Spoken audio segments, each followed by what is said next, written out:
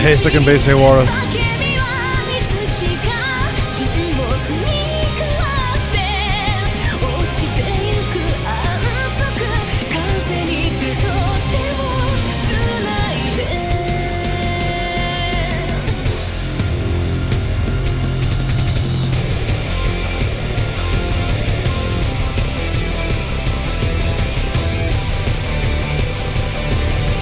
Hey, Spidey, what's up, dude? Give me a second. I can full screen this. You can see the intro in full screen. There's actually 3 intros I've seen so far. Never made it all the way to the 4th.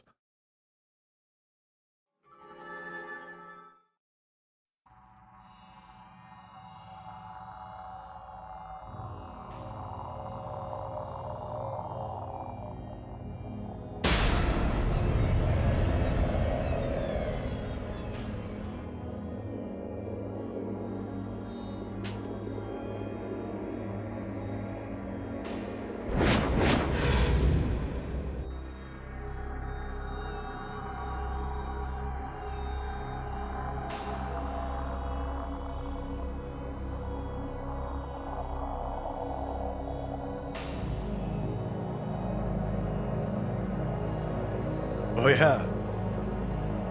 Huge.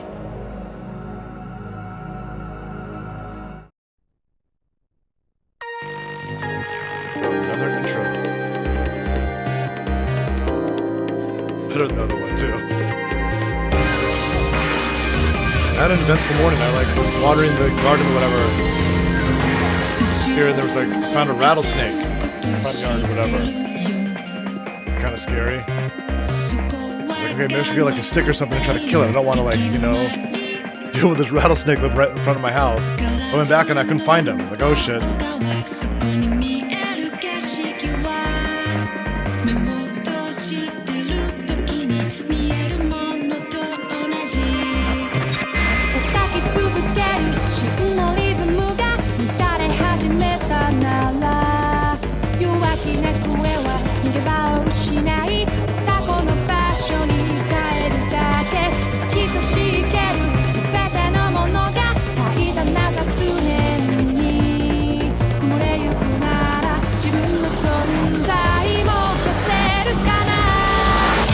たちのバイオリズムがもし特別なものなら記憶もペテンも裏切りの夢も理にかなうようにつながるでもしも時々見せる君のあの笑顔さえもハリボテのように崩れていくなら普通に time goes on Everything そのメロディカ誰の目始まった play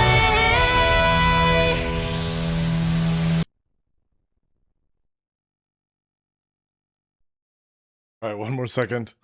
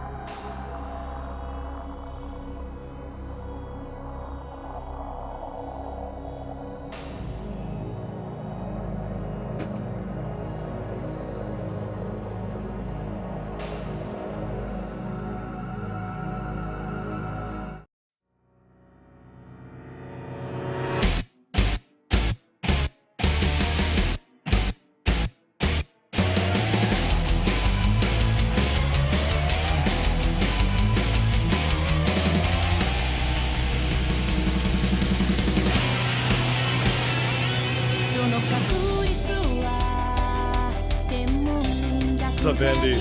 Yeah, things get weird. These lyrics, though.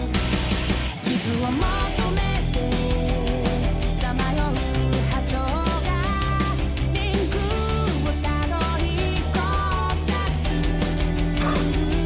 空さえも見える白昼の夢にはわずかの痛みさえなく乱雑に並ぶデタラメのシナリオその景色がめくめく読み込まれた静かにカオスに飲み込まれバイアスが乱れゆく僕が作り出した快楽の場所命の手 All right, let's get ready here.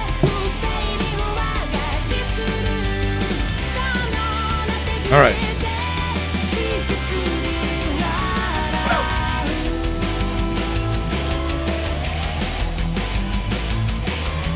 Are you getting spoilers?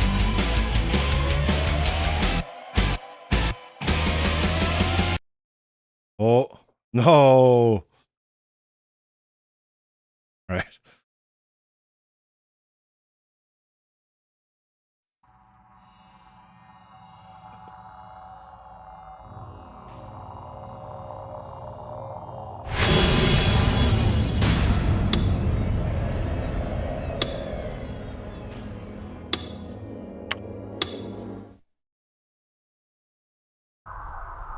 Whenever night fell, Mishita Park always found itself engulfed in a peculiar air. I think we're the detectives again? Whose eyes are those eyes? Whose eyes are those eyes?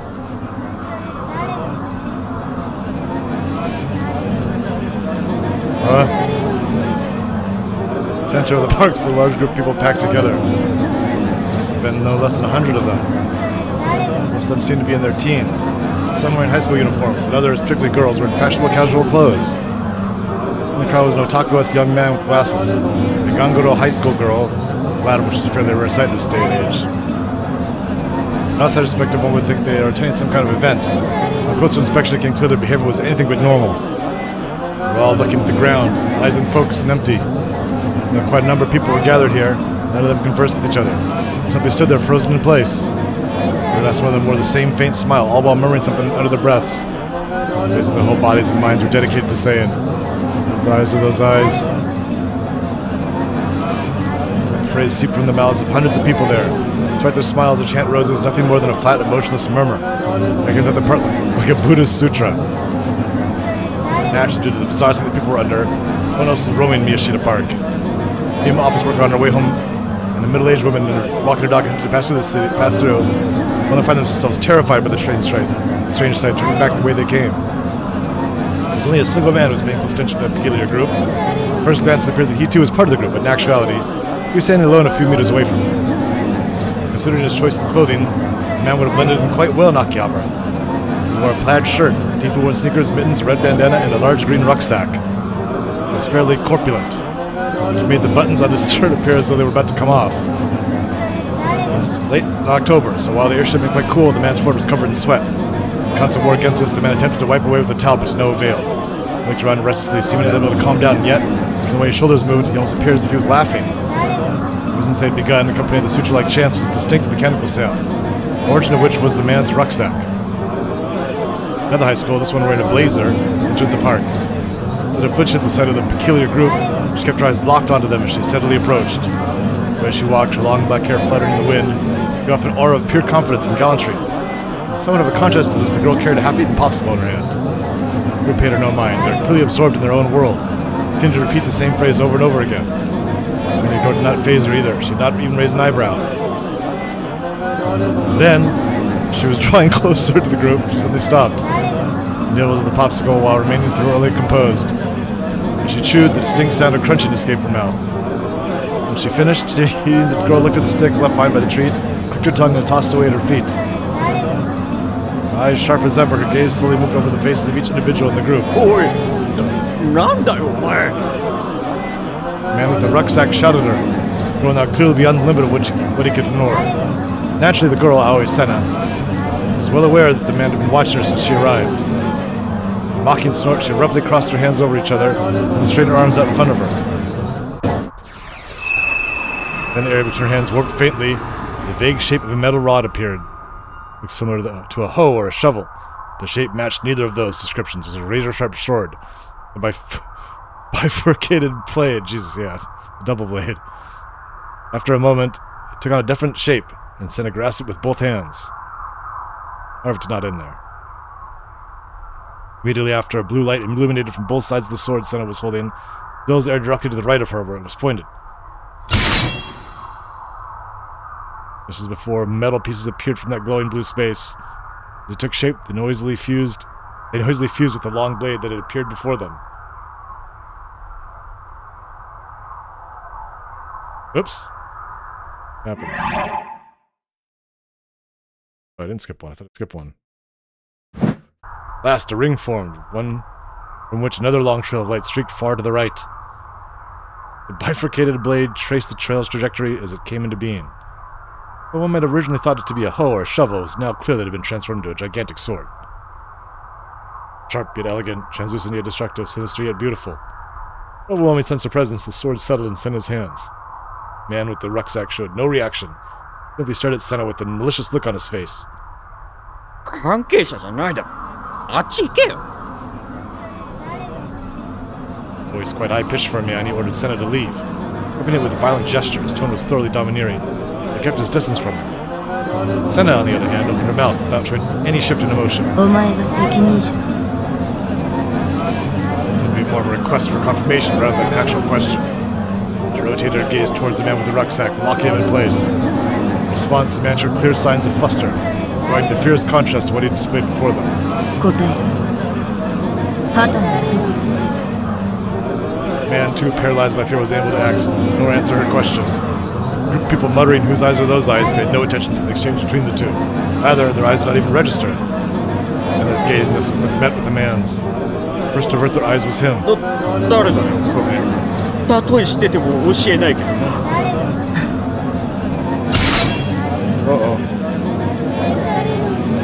Remaining silent, Senna brandished the great sword she was holding in both hands in a Kasumi no Kamae stance. What's that?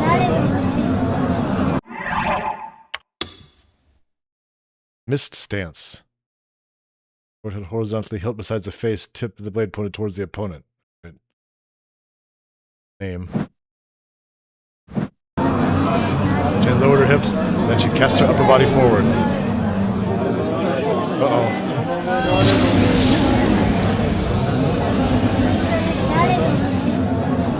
誤解する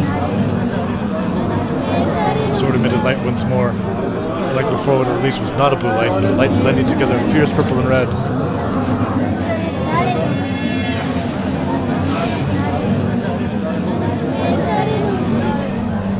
A high-pitched screech resembling a woman's scream resounded. The atmosphere between her and the man was warped with anger. Not in the metaphorical manner. It was entirely physical. The very air itself vibrated, converging towards the sword Senna was holding. "What's up, Mr. Rip?" The red glow of the sword became inconceivably intense, to the point of dazzlement. And I took a small breath and gritted her teeth.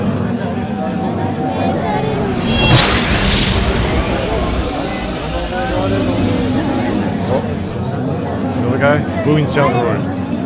Powerful sparks surged. A sonic wave erupted to blow away the air itself. Vibration of the air immediately subsided. The sword, however, continued to flicker with a brilliant red glow, one reminiscent of pulsing blood. Senna slowly pointed the tip of her sword directly at the man. One would expect, the previously different group started showing signs of agitation. Bewildered, they all started running away as if they returned to their senses. Senna paid them no mind. She simply kept her eyes locked on the single man with the rucksack. The man who until now had shown no clear signs of fear began to panic. He started taking a few steps back, his face turning pale. Shook his head in denial. 待って俺は畑野なんてやつ本当に知らないんだただ指示されただけ誤解するなと言ったはず And did not even remotely entertain the man's supplications. 質問したのはただの挨拶代わりだお前が何を答えたってそれを壊すことに変わりはない Fierce glitter dwelled within her eyes. The man shrieked pitifully, turned on his heel, and attempted to flee. However, the group which had only just dispersed was now running away in confusion. The escape route was blocked. The man had grown far beyond frantic, stopped dead in his tracks. At that very moment, Senna kicked off the ground and closed the gap between her and the man's back.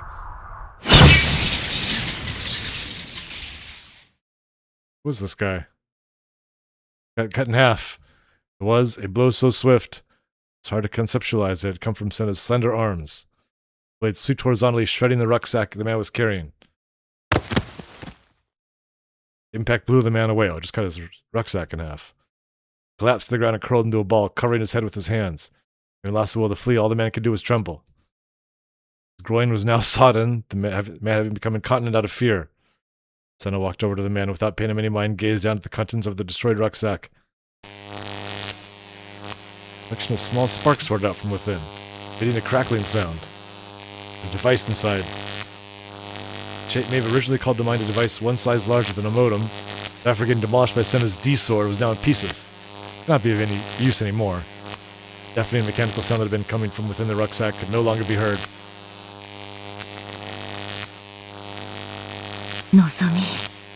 Oh, he was hypnotizing them. Wanting to no one in particular, Senna's voice oozed with hatred.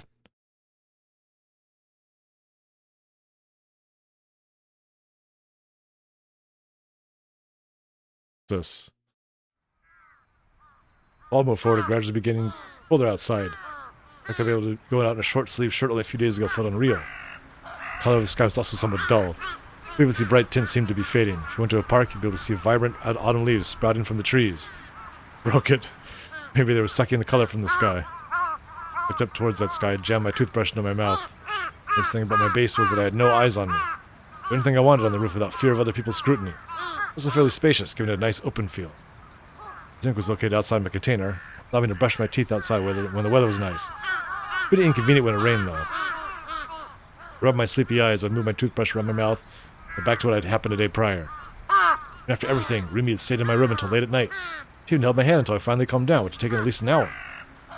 Well, I should clarify that nothing had actually happened between us before she'd gone home.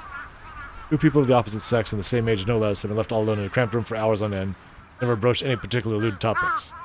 If I had the skills to carry out conversations like that, I'd have gained normie status a long time ago. Jesus Christ, why was it like this? Part of me that wanted this bullshit sexual gratification made me want to puke. Remy was genuinely trying to help me. It was as a friend, nothing more. She'd already done a lot for me just by saying, "I'll stay by your side." That alone made me feel leagues better. Having just that pillar of support made a tremendous difference. Despite the gut-wrenching murder of Dr. Takashina in the numbskull case, Found myself pretty stable after the night had passed. And to think of it, how was up with her acting so sexual before? But way too real to be called a hallucination.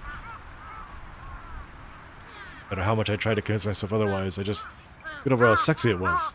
It wasn't like I'd stared at them or anything, but I definitely say that I'd seen the folds in her panties. Self-complained panty expert, albeit for only figures. You know how realistic those folds had been. They had a level of detail you wouldn't see in a delusion. Okay, you know what? Who cares about the dumb shit like that? Just forget it. Power to project delusions onto reality. Such a thing really exist? Am I being targeted by Shogun because I had the power to do so?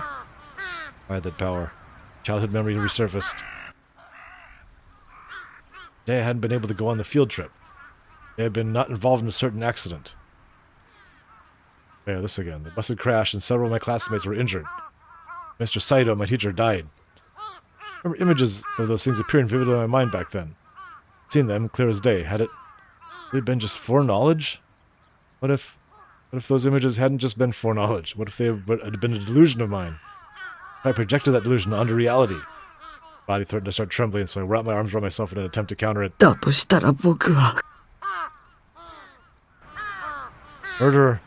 No! おはよ Huh? Is Saratan? Rimi. Rimi was standing there.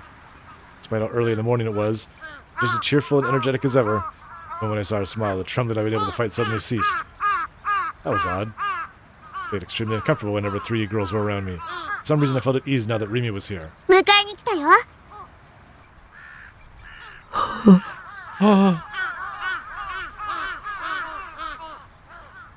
I'm gonna do everything my guy said for the last 4 days in the game.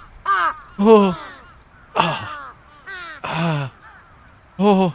Okay, there we go. なんでポッカーンってしてるの Why is your mouth hanging open like that? Poka! You're gonna catch flies. Oh, I understood now. According to the minimum attendance chart, I had to go to school today. I probably told Rimi that yesterday. 迎えに来てあげるって言ったよね Yeah, it'd be that. As a shogun, I've been too afraid to go out on my own. That was when Rimi told me, I'll stay by your side. It's keeping that promise. まさか本当に来るとは思わなかったとかビシッ残念でしたこう見えても私尽くすタイプなんだ Rimi winked mischievously at me. What eroge was this? Couldn't believe a girl from my class had come to pick me up. A scenario I would have never expected to happen in real life. She wanted to make it genuinely top tier. She barged into my room and woke me up. That would have insta-killed me. While I cooked up idiotic delusions like that, Rimi looked up at the sky. Just a look of hers again. 冬の空が色あせたように見えるのは Huh? どうしてだと思う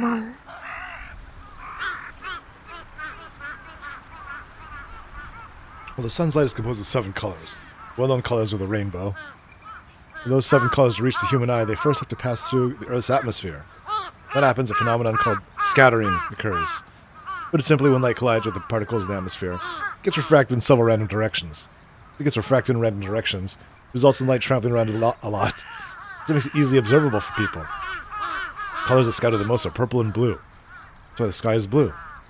They're so smart, I impress even myself sometimes. However, while my answer was based on scientific fact, Rimi's came from emotions and romanticism. きっと寒くてみんなが下を向いちゃうから青を望む人の数が減っちゃうの Like Rimi had already said something like that before. Not exactly.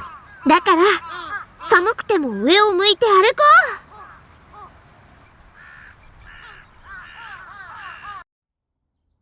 Quickly changed clothes and left the Kuronai conference hall building with Rimi. We went to school together, for all intents and purposes. This was some normie shit. Shogun and Yua terrified me so much, unless I wanted them to die. It really fucking meant that. Fucking kill yourself, both of you. Yet, thanks to them, I'm able to test out normiedom. I owed them more than I realized. I attempted to force myself to change how I felt about them, but Nakashina's face resurfaced on my mind, and good mood was instantly blown away. The doctor had been killed. Could very well have been because of me. No gonna kill the doctor, I knew. I knew well, all to set an example or provoke me. Sit with a wave of pure anxiety and dread. Began to gradually fall behind Remy. Looking at her diagonally, now I glanced at the back of her head.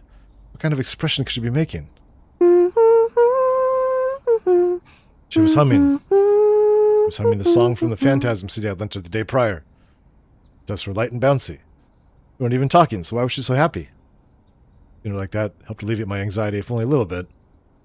Probably time to be honest with myself. Why was Remy being so nice to me? The reason lay within the memories I had with her, memories that were lost to me. When we arrived at school, I let Remy go off on her own and made a break for the restroom. That was one of my secret OP tactics. I felt bad since Remy had gone out of her way to pick me up, but coming to school with a girl would make me stand out.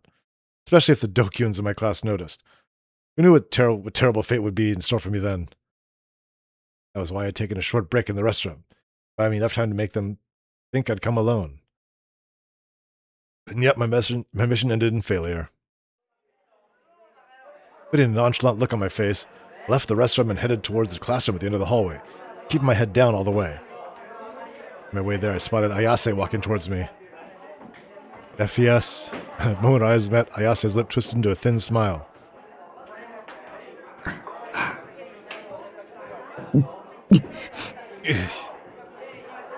Ayase was a celebrity. I'd be better off not talking to her when we were at school. It would only make me stand out. Unfortunately, Ayase wasn't on the same page as I was. She showed by choosing to stop directly in front of me. I had no choice but to follow suit. 匠、あれから警察はどう？ Satsu. Please. I nearly screamed, but I managed to cover my mouth with my hand. How would you bring that up in public? Drowned in a panic. The situation was really bad. Surprisingly, Ayase was a center of attention. Rare for her to come to school at all, and she was Phantasm's vocalist, and she was a beautiful androgynous woman. But the last thing was pretty much a universal opinion. Both guys and girls alike were immediately interested in Ayase. All knew that there was no way she'd be talking to an otaku freak like me under normal circumstances. Gazes trying to me were painful. I wanted to run away. 剣を探して。 Give me the sword. Give me the goddamn D sword. Tell me how to get it. 君はそうしなくちゃいけないのよ。 Always said the same thing every time we met. Ayase may have been on my side, but I was tired of repeating the same bullshit over and over again like a broken record. I want to get just as much as you want me to. So know how. ヒントが欲しい。 Hinto ga hoshii. 君はどうやってあれを手に入れた？いつの間にかそこにあった。 What? There it was. Was she ever going to stop dodging the goddamn question? 気づかなかったわ、最初は。でも、ちょっとだけ見方を変えたら、わかった。もしかしたら、匠にももう見えているのかも。見ていないだけで。Hmm? And she lost me. Conversing with Ayase always wore me out. Spare me the Zen koans, please. 剣はちゃんと探してるよ。僕だって絶対手に入れたいから。 Unable to bear the piercing gazes for even a second longer, gave Ayase a short sigh of exasperation, then slipped past her into the classroom. All that, I became even more depressed. One of the guys, Misumiko included, were staring at me in astonishment. Shit, they seemed to be talking to Ayase. I was in deep shit now. Knew what they were going to say to me. Gotta deal with it if they just made fun of me a bit. I was worried they'd go one step further and pick an actual fight with me. Just because I dared to talk to Ayase. Rather than need a demo of high school gang activity. I dropped my gaze and went on my seat, trying to breathe the least possible amount of attention to me. I beg you, leave me alone. おいおいおい。 You said, hey, hey, hey. Just, hey, man, what the hell? New translation. I prayed as you left unanswered. タク、てめえいつの間に？今、岸本と話してたよな。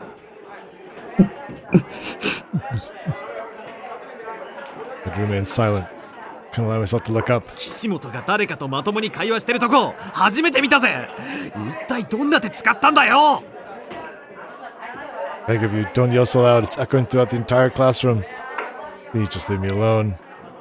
No intention of messing around with Ayase. If I wanted to, I'm not worthy of her anyway. Please stop making such a big deal out of this. なあタク教えろって。大地、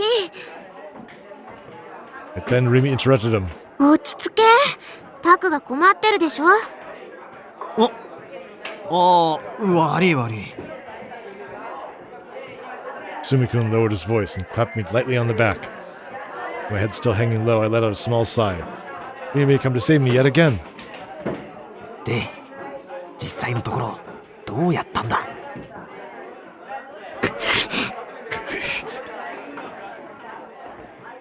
That guy's great dialogue. I don't know what I expected. This was a dude who only thought with the wrong head after all. もう、大地ってほんと節操ないよね。そのうち彼女さんに刺されるんじゃない？心配すんなって。俺こう見えても各種ケアは欠かさねえから。何それ。なあタク教えろよ。岸本とはどんな感じなんだ。So once again, Sumi-kun started rubbing my shoulders. I was reluctant about it. Timidly looked up. Half the guys in the classroom were taking quick glances at me and whispering to each other. Shit, they were still watching me. Don't look at me. Chills ran over the nape of my neck. You were caught in a Dokuen's line of sight, you were finished. Never let you hear the end of it. All that waited you was pure unending hell. What should I do? Run away? Should I just skip class and go home? Couldn't do that alone. I thought of running into either Shogun or you and left my legs paralyzed. Should I ask Remy to go back home with me? She'd said before that she'd kept her promises. Then she'd stay by my side at all times. If she'd really been telling the truth before, really just skip class with me. Regardless, I need to get out of the classroom as soon as possible. Suddenly a really loud sound came from the entrance. Everyone immediately turned their gazes toward it, trying to figure out what was going on.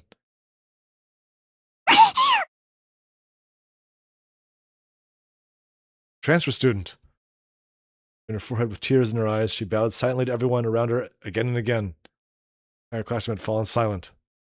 What the hell? 今の見たか。 Lord? 見た。一人で勝手に扉に激突してたね。やっぱ梢ちゃんは可愛いな。No. Clumsy girl archetype actually existed IRL. Certainly fit the bill. This is great dialogue. また泣いた。大丈夫かな？すごい音してたけど。Roy in her voice, Remy ran up to the transfer student before anyone else could. Just couldn't help herself from getting involved. But a meddler. Guess she was just that kind. うお、リミに先越された。待て待て、梢ちゃんを解放するのは俺だ。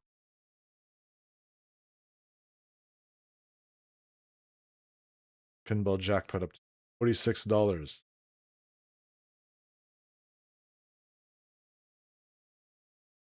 Making his intentions clear, AK told Remy to back off. Sumi-kun ran over to the transfer student, albeit a bit late. Transfer student running into the door ended up being a blessing in disguise. The guys that had been staring at me up until that point had now shifted their attention to her. Good job, transfer student. I'll thank her later. Right then, I happened to overhear what a group of girls near my desk were saying. うざ。何あれ。狙ってやってんじゃん。 Whispers were faint, but I knew exactly what they said. They're the mean girls of the class. 視界にはデッドスポットと呼ばれる通常は使用されることのないいくつかの神経チャネルが存在することをご存知ですか？ Those guys try to make that new technology or whatever, transferring video directly to your optic nerves. それが第二世代と何か関係があるのかね？そういうことになります。簡単な実験をしてみましょう。これをご覧ください。子供騙しを聞いている暇はないぞ。重要なことですよ。この図には左側にドット、右側にリングがあります。ドット、リング。では、左目を手で覆って見えないようにしてください。誰の目。そのまま右目だけで図の左側にあるドットを見つめてください。右目 is right eye.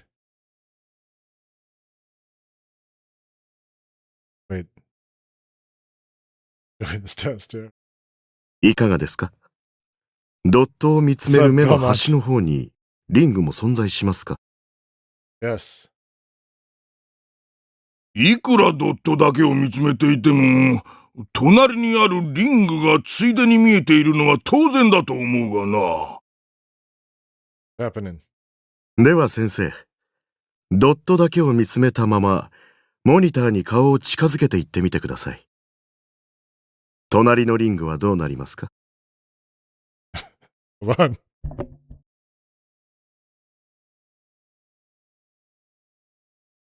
Talking about how it goes to your peripheral vision? ほう、これは。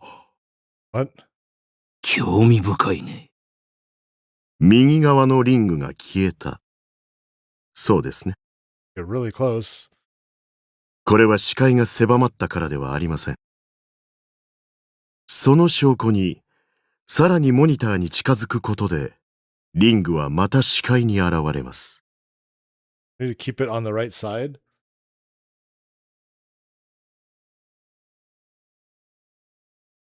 Talking about. I have my glasses on or something? これは一体どんなトリックだ？いいえ、トリックの類ではありません。普段は使用されていないですが、人間が元から持っている目の機能の一つですよ。I don't have this power apparently. これはデッドスポットと呼ばれ、Oh, they're talking about the dead spot. Oh, okay. I just don't have it lined up just right. That's a real thing. I've seen that before. ノアによって人間の視界の中に無から有を作り出す際に使用するチャネルなのです。What? Sending you hypnotic messages through your dead spots?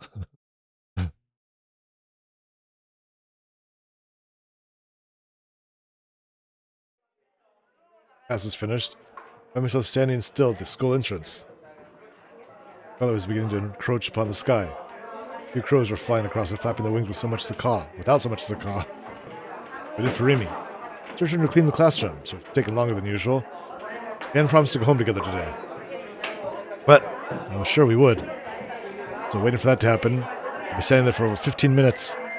I know how the day would go this morning, but I managed to make it through with fairly little trouble. Tsum-kun was so desperate to talk with the transfer student, he dropped the subject about me and Dayase entirely. I owed it all to the transfer student, really.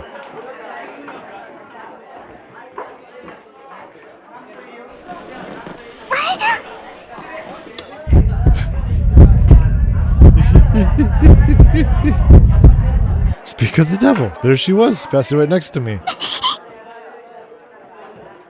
As it looked like she was about to cry, she bowed her head to me.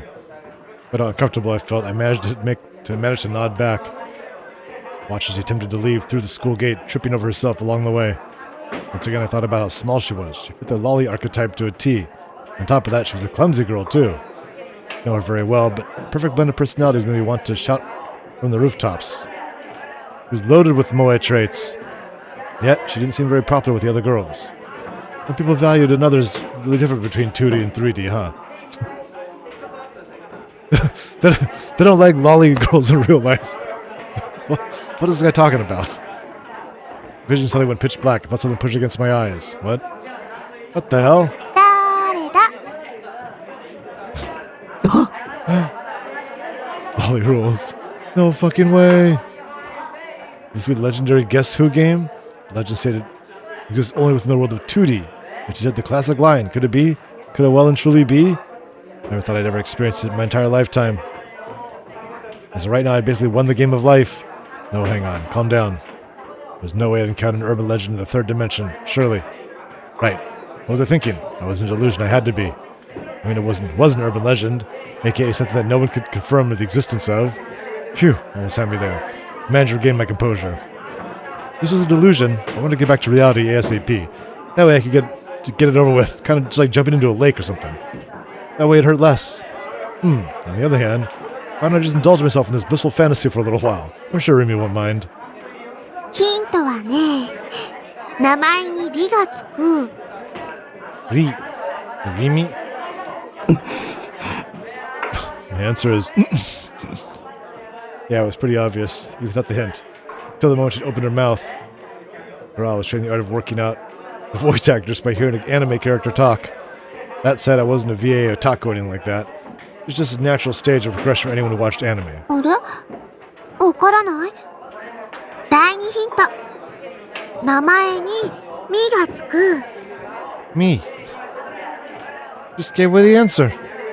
A complete dunce, then again. Oh, Remy, you're so cute, Remy. There's a simple reason as to why I couldn't answer. I was obviously knew the answer. Saying the name out loud was pretty damn embarrassing. Well, since it was a delusion, I should just play along. Me. ピンポーン。 Just go bing bong. Hands release my face, open my eyes. Not a delusion. Everything's not wavery. But when some of them we saw so far, the delusions weren't wavery anymore. Delusions now look real. Turned around and no surprise found Remy standing there. 待たしちゃってごめんね。Wait, what? I was waking up from the delusion. You would just end here and I suddenly return to my senses. Wait a minute. Some of the delusions don't even go to delusions now? These delusions are confusing. How are we in control of them? Apparently we're not. I'm pinching my cheek. Oh wait, that's how you tell if you're in a dream, but delusions aren't all that different, so it's not really wrong to use that method, but ouch, my cheek hurts, what the fuck? Wait, is this actually real? Upon realizing this, I instantly became embarrassed. My face shot straight to the ground. どうしたの？顔赤いよ。In spite of her words, Remy's cheeks were dyed a light scarlet. Maybe that was just because the sunset was shining down on her? Maybe. さあ、帰ろ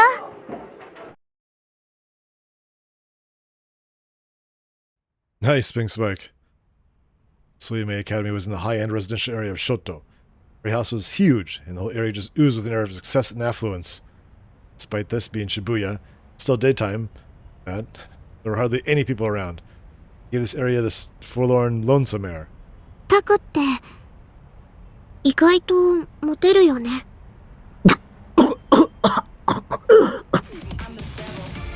What's up, Tsudo? I wonder if my sister met Remy yet. Nearly died just then. The hell was you talking about? あれ？自覚ない？ What? Chuckle, Remy shot her index finger toward the tip of my nose. Don't point at people, it's rude, goddammit. だってこの前はメガネかけた3年生の綺麗な人と一緒だったし。What's that? Yua? あれは。Arewa. うん、昨日聞いた。タクに意地悪する人だよね。Bad, she's evil. That then why are you で、今日はあのフェスと話してた。talking with FES? Fess. Those are Fess. あと折原さん。転校してきた朝に真っ先にタクに声をかけてたよね。That was kind of weird. さらに今こうして私と一緒に帰ってる。Wow. Good point. ほら、モテモテだ。 Okay. Actually, I had been thinking about that recently. My life has normally begun. My popular time's finally here. Stuff like that. And like, that would have been absolutely unthinkable for me a month ago. The fact that I never had the chance to even talk to 3D girls, excluding Nanami. I always boasted about not being into 3D girls, but that was just to make myself look cool and indifferent. Remy was definitely onto something. Why had my encounters with girls increased with such frequency lately? I've been kicked off after that chat with Shogun. Scary thought suddenly crossed my mind. What if every single event in this past month had all been a delusion? I've just been having a really long dream. Considering how insane everything was, I didn't think I'd be all that surprised if everything went right back to normal tomorrow. Or maybe the person controlling me had been swapped out with someone else. Maybe the previous one was happy just watching me go on through the motions. The new one preferred to interact with the characters, or something like that. Either way, the past month didn't feel entirely real to me. Way too many things had been happening. っていうか、私今日初めて知ったんだけど、フェスって同じ学校だったんだね。Just told me, but what? しかも同学年の隣のクラス。Just talk to her. You just told me that you knew that I talked to her. Mi's voice is overflowing with excitement. Guess Remy was quite the trend chaser. 昨日タクから CD 借りたばっかりだから、すごくびっくりしちゃった。Kino was yesterday. それに、すごく可愛い子だし。Remy struck around in front of me. While still facing me, she began to walk backwards. Her voice got all quiet, then she asked me a question timidly. 何話してたの？今朝、フェス、岸本さんと、聞かせてほしいな。私には、聞く権利なんてないかもって思うけど。でも、岸本さんと話してた時のタク、すごく、思い詰めた様子だったから、なんだか心配で。You've been happy talking to her? You seemed completely through me. Guess it wouldn't be a bad idea to tell her everything. It wasn't like I had other people to talk to about it. Plus, agonizing over it on my own had gotten pretty exhausting. Appreciate another perspective. Not from someone who spoke in nothing but vague, ambiguous bullshit like Ayase and Senna. From someone that would give actual, concrete answers to my concerns. But, when we talked yesterday, she didn't believe me at all. 話してたのは、剣のこと。The D sword thing. 剣って、昨日タクが言ってたやつ。Nodded. 綾瀬は持ってるんだ。Got a fucking D sword. 何を？ D sword! 本物を。I was completely sure. Felt her Remy taking in a large breath. She staggered with her eyes open wide, and then after taking a few steps back, 嘘だ。 shouted with a clearly skeptical voice. だってあれ、おもちゃでしょ？だから、僕のはおもちゃだけど、彼女のは本物で、ライブ行けば見られ。I realized what I was saying and cut myself off. Would she even be able to see it? Ayase had mentioned that only people with powers could see D swords. ライブに行けば、その本物の剣を見られるの？じゃあ、今度行ってみようかな。ファンタズムのライブそのものも見たいし。あ、タク、一緒に行く？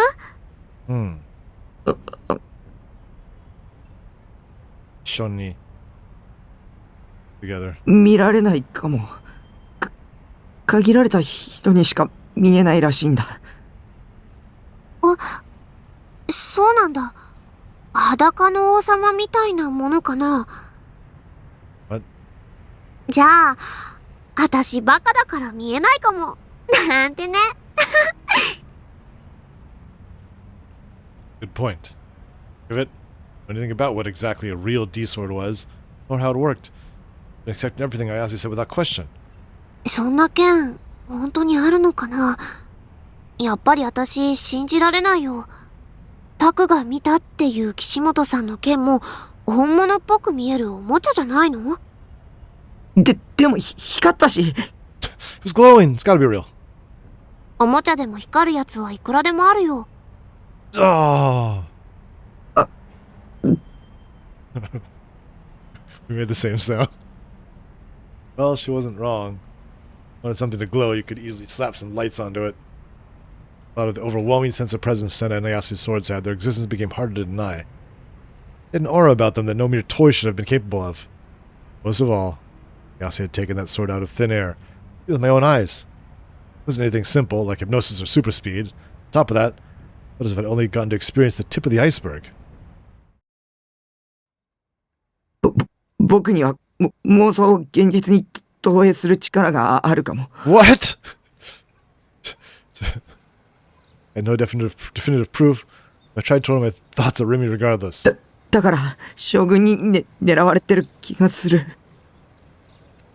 That was the only possible reason he'd be targeting me. There's nobody more harmless than I was. Otakus are fundamentally harmless beings. We did shut ourselves away in our own little worlds after all. We had time to bother denizens of the third dimension. We'd rather spend that in our heads, flirting with adorable moe characters. 昨日調べてた特許のこと？タクはあんな装置持ってるの？ Shook my head. そうじゃなくて、装置とかなくても力使えるかも。 I have the power. Maybe. タクからかってるんでしょ？あ、わかった。何かの漫画かアニメが元ネタ？ Just as I'd feared, she didn't believe me. But I knew I'd experienced what I was talking about before. That accident back in elementary school. I desperately to explain it to Remy. I might have been a murderer. And Remy might abandon me if I confessed that to her, but I couldn't hide it anymore. I wanted to tell someone. If I did, clear the uncertainty in my mind, even just a little bit. Remy listened to my shriek exclamation with a troubled look on her face, remaining silent the entire time. I finished talking. 考えすぎだよ。 Nonchalantly laughed the whole thing off. そう考えてることだって、タクの妄想なんだよ。わかってる？ Sounds crazy. Was I really overthinking it? That was a nice thought.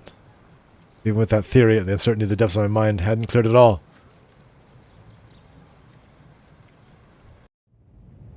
Smell of dust wafted through an office.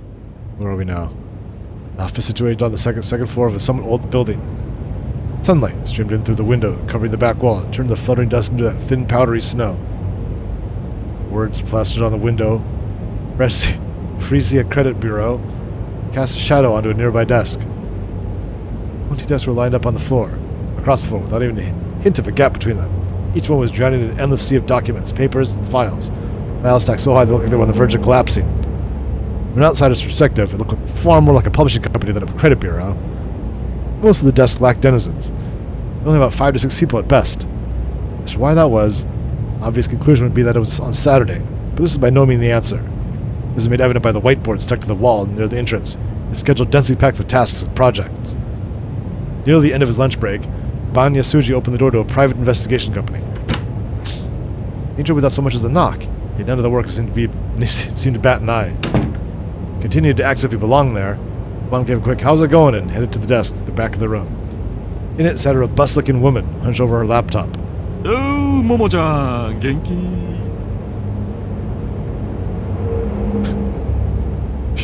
He said, hey, Momo-chan, genki. Just like, are you doing okay? And they wrote here, working hard or hardly working. I mean, they're taking real liberties with this translation here. That's a robust woman looks like in the anime. What is going on here? In response, the woman continued staring at her monitor with a weary expression. Her name was Momose Katsuko. She was the president of Frisia. あんちゃん、また来たの？また来ましたよっと。ニュージェネについての新ネタない？ Give me new gen facts. たく、私は忙しいのよ。抱えてる案件がごまってあるの。うちみたいな零細企業は土日返上で仕事しなくちゃいけないの。わかる？ Man, the translation is off from what they're saying. The last word there was, you understand? It says, don't make me crabbier than I already am. Momose finally raised her head, placed a hand on her forehead, and upon seeing Ban's grinning face, Ellie shook her head. ここは警察の秘密組織でも子会社でもないって何度も言ってるでしょうに。ただで情報もらえるなんて虫のいいこと考えてるんだろうけど、ここに来てる暇があるなら自分の足で何とかなさいな公務員さん。または依頼料を払うこと。予約表はみおちゃんにもらってちょうだい。相変わらず冷てえ社長だな、おい。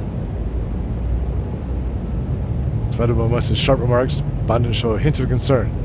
He simply fanned himself with a distinctive handheld fan, remaining aloof as he could be. この会社立ち上げるときにはあんなに協力してやったのによ。あら、ワンちゃんも恩着せがましい人だわね。なんで同じことを言い続ければ気が済むわけ？ It's crazy. It's way crazy though. I mean, it's way different. When they say complicated stuff, it's not. But when they say like short things, it's like, oh, yeah, the expressions are mean. I don't know. I don't. Some of them I've never heard them. I've heard the expressions all the time. I've never heard them translated to that in subtitles. What?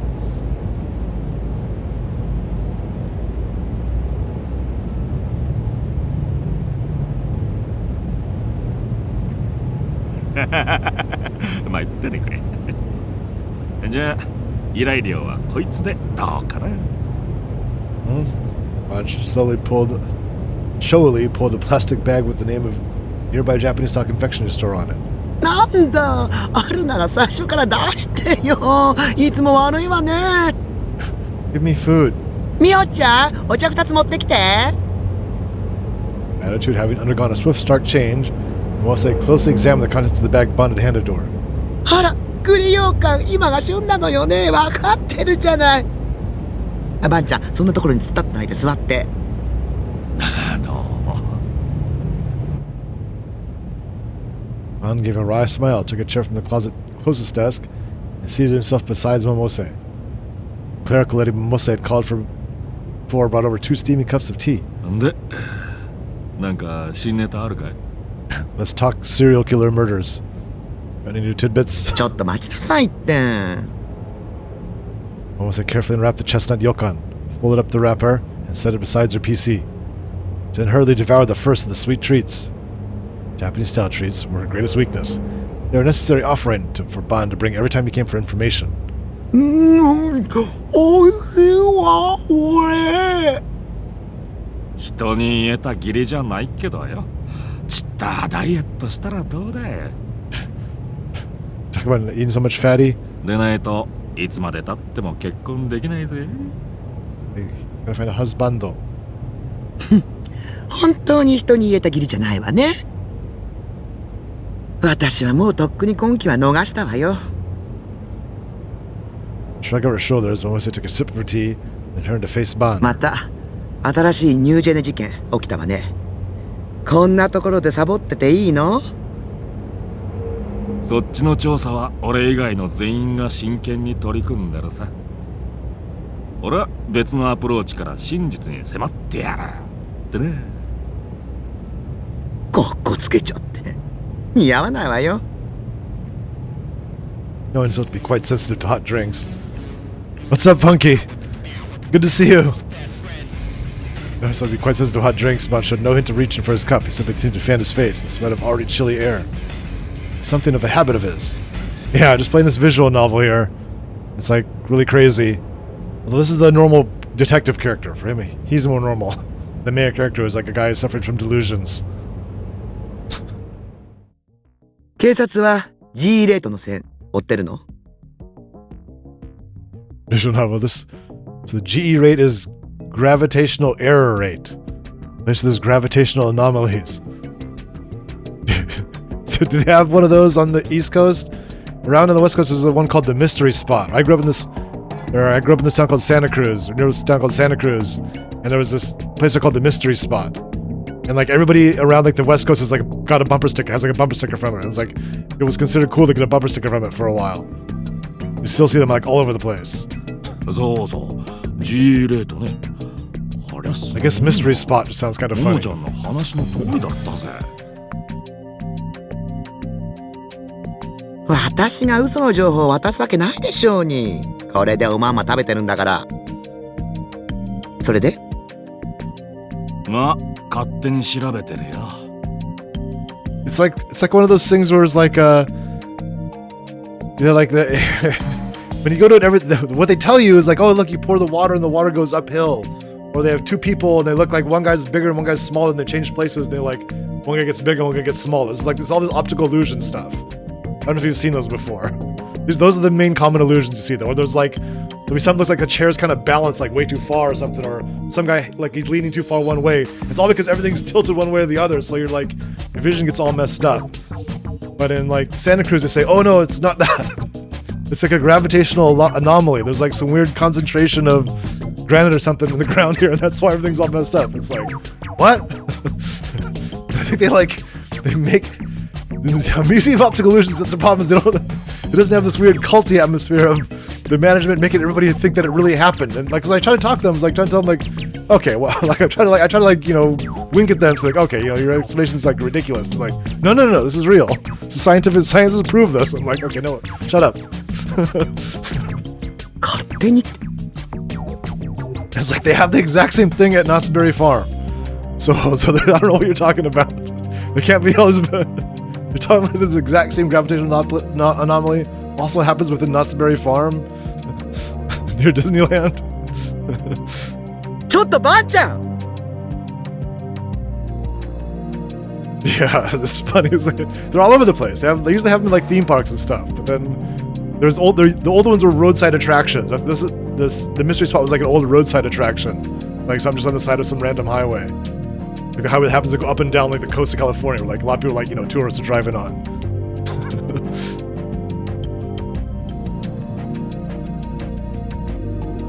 Yeah, and what was in Knott's Berry Farm, it was called the Mystery Shack. No, it's called the Haunted Shack. It's called the Haunted Shack. They actually are kind of fun. I mean, because the illusions, they do trip you out for sure. They do, when you see it, like, well, yep, like that guy definitely got bigger and that guy got smaller for some reason. It's like, then when you walk over to it, like all the lines are at weird angles and stuff. And it's like, oh, okay, what the hell? This doesn't make any sense. Oops, I'm supposed to say that. Almost his voice carried her low. Her personality was intrinsically energetic, lending her voice quite a bit of volume. Yeah, it is kind of fun. Workers of Freezio were used to this, not even batting an eye as her angry voice reverberated throughout the office. Losses dealing was an everyday occurrence after all. There's another weird optical illusion thing I've seen. Oh, Bana and Momose were old friends. She was all too familiar with being on the receiving end of it. Thus, much to her chagrin, Momose's wrath was met with only him lazily picking at his ear. Before she said anything else, Momose quickly lowered her voice. This was a topic she'd not wanted met with prying ears. Her face was red with anger, as she had not been cheerfully stuffing herself with sweets just moments before. She pointed her finger at Bana with tremendous intensity. 個人で追うのは危険だって言ったじゃない At the ear picking, yeah. 政治に宗教に企業どれだけ根深く関与してると思ってるの Oh no. Uh-oh.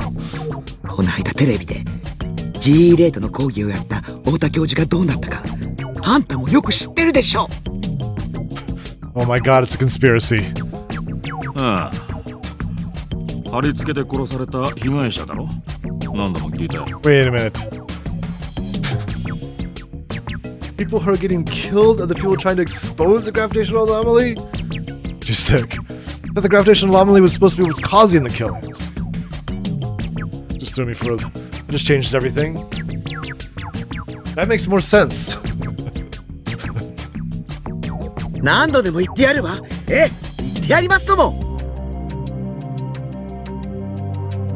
あんたはいっつも私の忠告を無視するんだからそれでいつも尻拭いさせられるのは私なんてたまったもんじゃないわ This is a like every once in a while in the game when you're the main character, your guy will start having delusional, like he'll start tripping out. You can choose if you want to do a positive one or a negative one. And then it just starts doing this crazy illusion. But then at some point in the game, like it's like you choose one and it wouldn't happen. I was like, well, that's kind of weird. Didn't pick the delusion. Then there was like one that usually has when you guys like hallucinate or having a delusion, the screen gets all wavery. But then one of them it didn't get all wavery, but it was a delusion. So now it's getting all crazy. Now I don't even know what to make of it. Now it's like, oh, now I don't know what's real and what's fake anymore. I mean, when you're in that character. まあそうか。 This is the detective trying to figure stuff out. じゃあでも飲んで落ち着い With て。 this informant lady who we haven't seen before. Knowing both Bond and her team, Momose tossed a second chestnut yokan into her mouth in a huff. 大丈夫だって。一応諏訪と一緒に動いてるんで。 So it was like his junior detective partner. 今はまだ G レートやら何やらってのは突飛すぎて上を説得できねえなよ。スワちゃんは確かに有能だししっかりしているけど無理させたら承知しないわよ。ももちゃんはいつから諏訪の保護者になったんだ？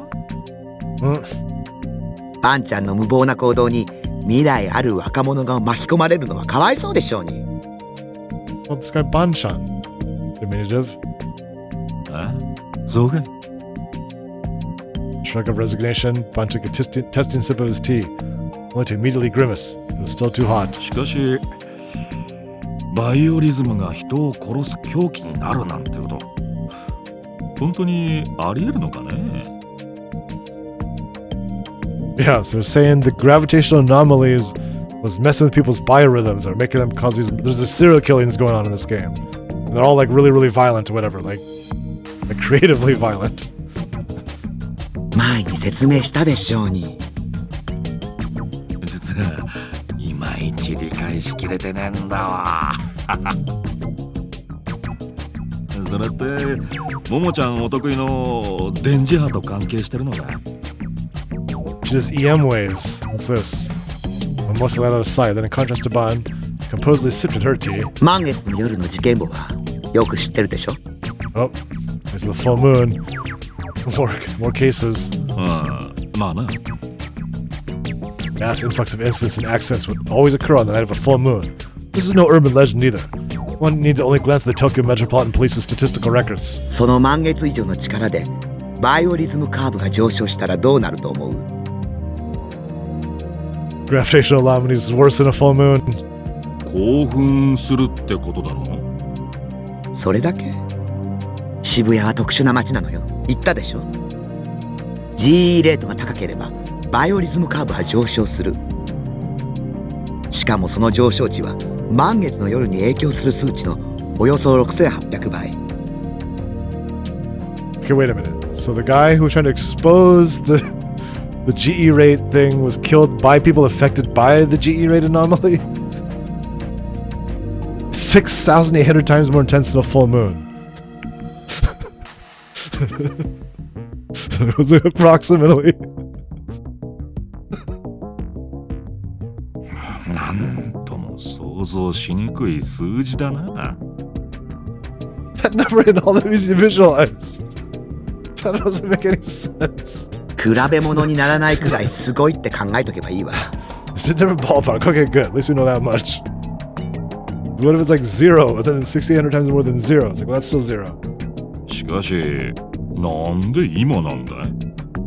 殺された太田教授が言っていたのは GE レートが半年前から急に増加しているせいってことね。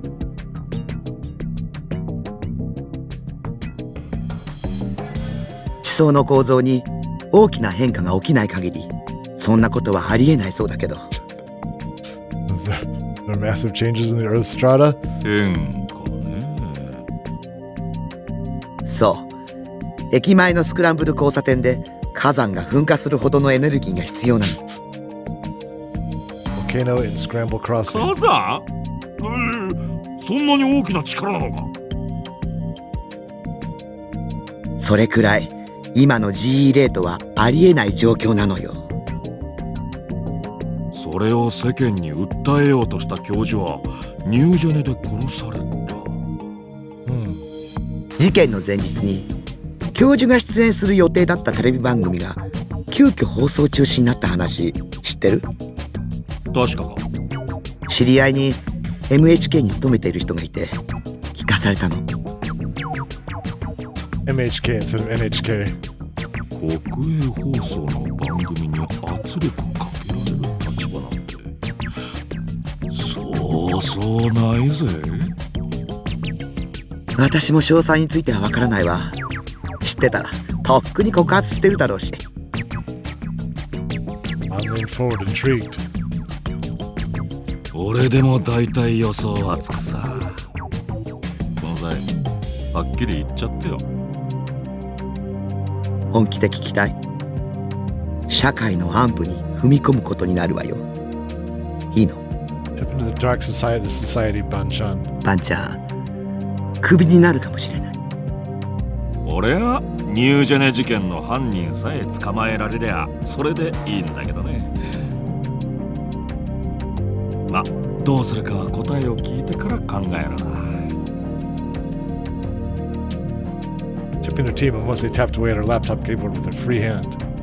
Displayed on the screen was a single document. It contained a list of information once they had personally looked into.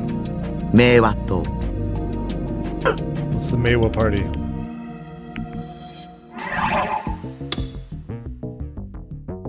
Two major political parties, let's see. The Reiwa Party. It's like there's no Reiwa Party. The Reiwa era.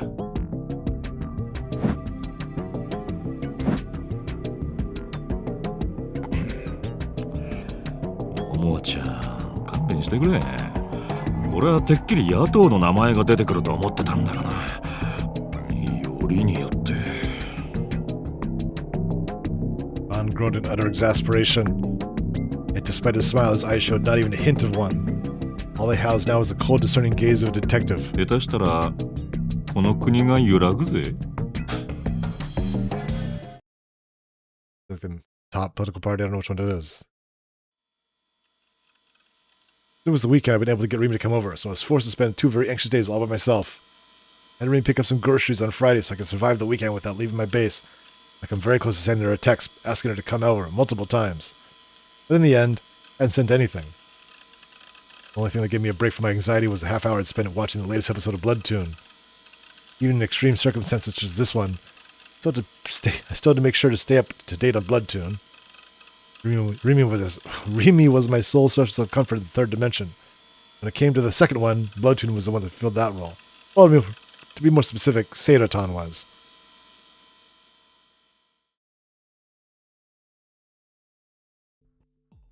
After I'd finally overcome that weekend, Monday came. Took a peek at Fripara's Phantasm section, only to find it in a state of complete disarray. Wasting no time, I followed a link taking me to @channel. It was a total shit show.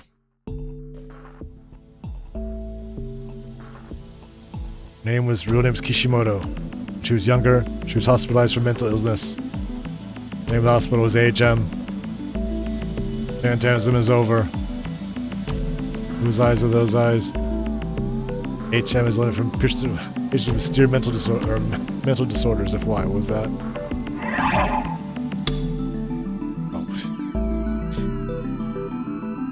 Oh.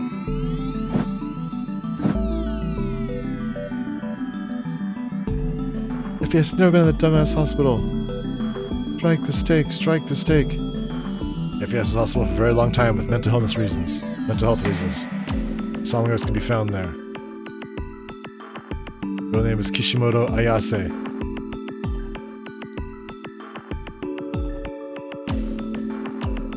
And we just abandoned her. There's even pictures when I pissed myself laughing. Notice of Phantasm's termination. I used to like FES quite a bit, sexually. Don't quit FES. I'm gonna cry. Hand breakup flag for the win. Tonight the black mass cometh.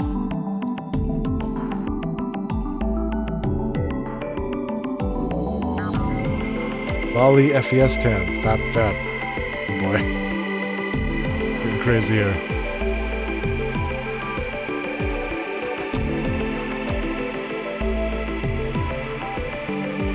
This week's a weird advertising by Phantasm. I'm just kind of trying to keep your dead band alive. FES is a total schizo. He's always mentally ill. That's what's good about him.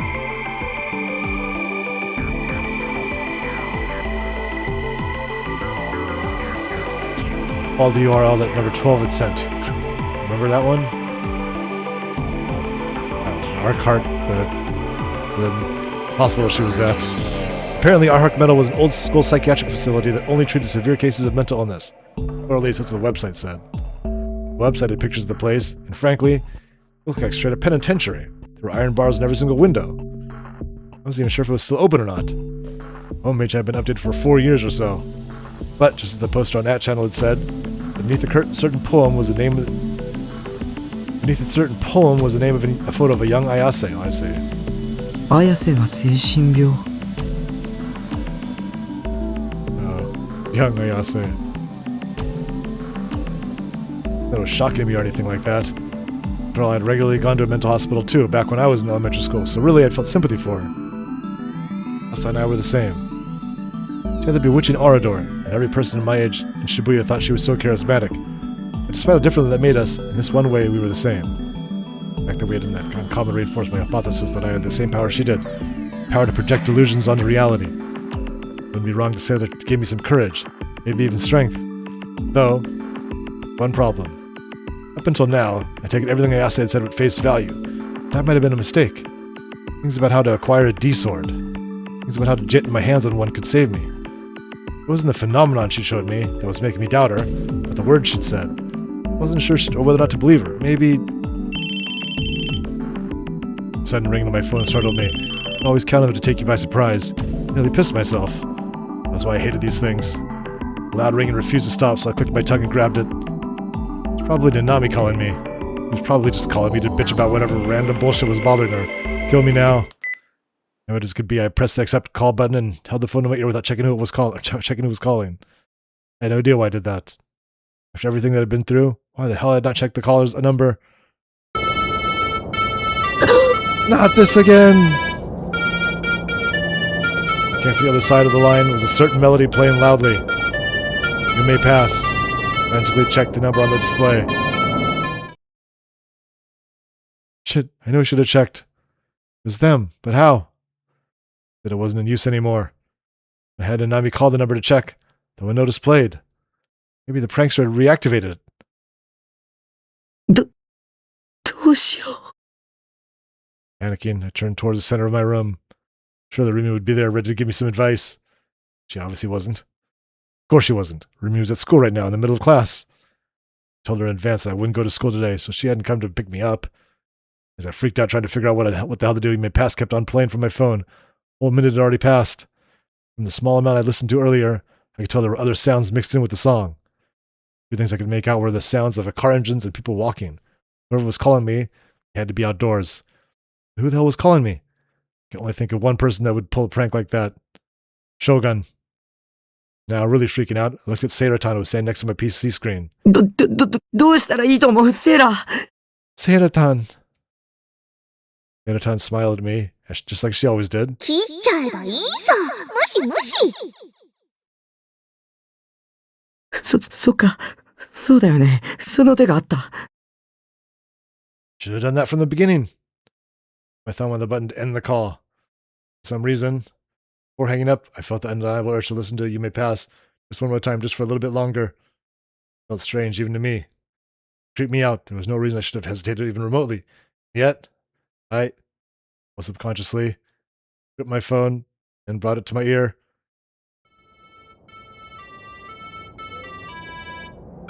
What's for lunch? Gotta figure that out soon. I only had breakfast so far.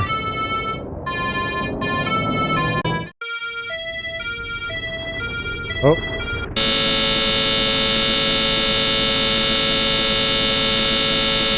Came surging out of the phone. It's a little loud. Fierce pain. Violent, piercing, nearly ultrasonic noise. That sound shot through my entire body. As if lightning had struck my head.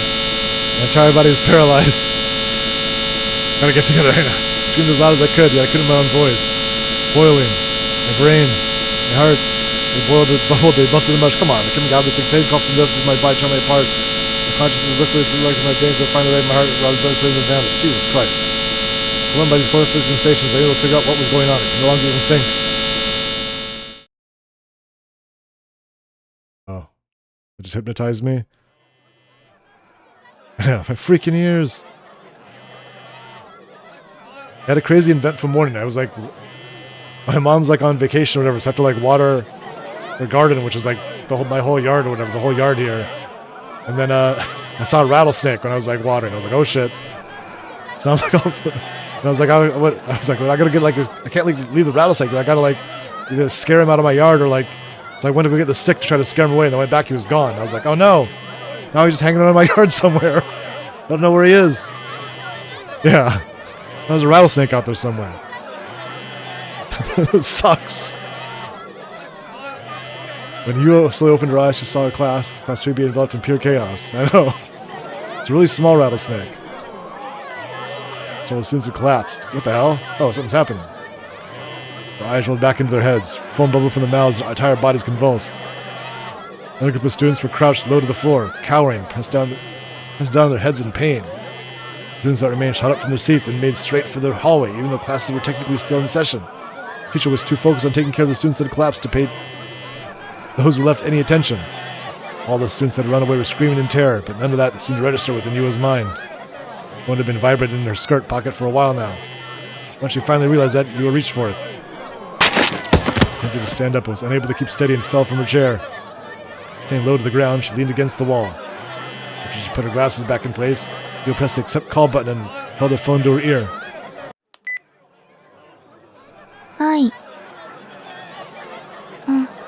はい。 Gonna be the sound again?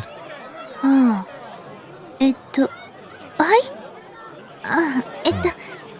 一応大丈夫です。 She answered the question. Yua grimaced and pressed on her forehead. You hear the clamor of her classmates in the hallway, as well as the voice of her teacher trying to help the unconscious students, but it sounded so terribly distant. はい。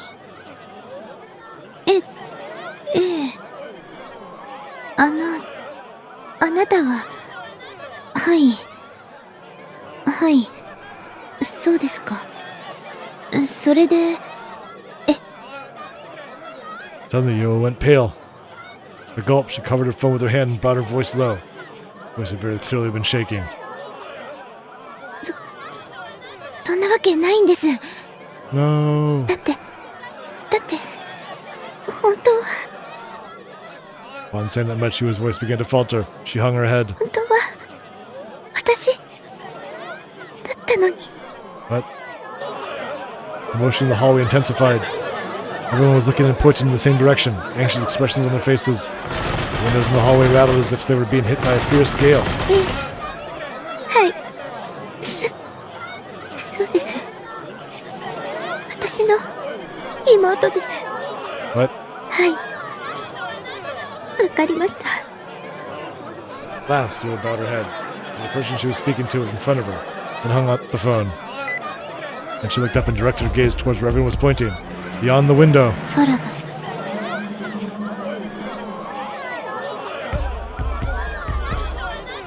As if a seal of white paint had coated the surface of a grand lake. The sky, which had previously been filled only by its light blue color, was turning white. White was spreading at an impossible speed. It bled rapidly across the sky, eroding each and every speck of blue it could find. 白く染まっていく。 What the hell? Into that chapter. Things get weird enough before. Now we're on chapter 6.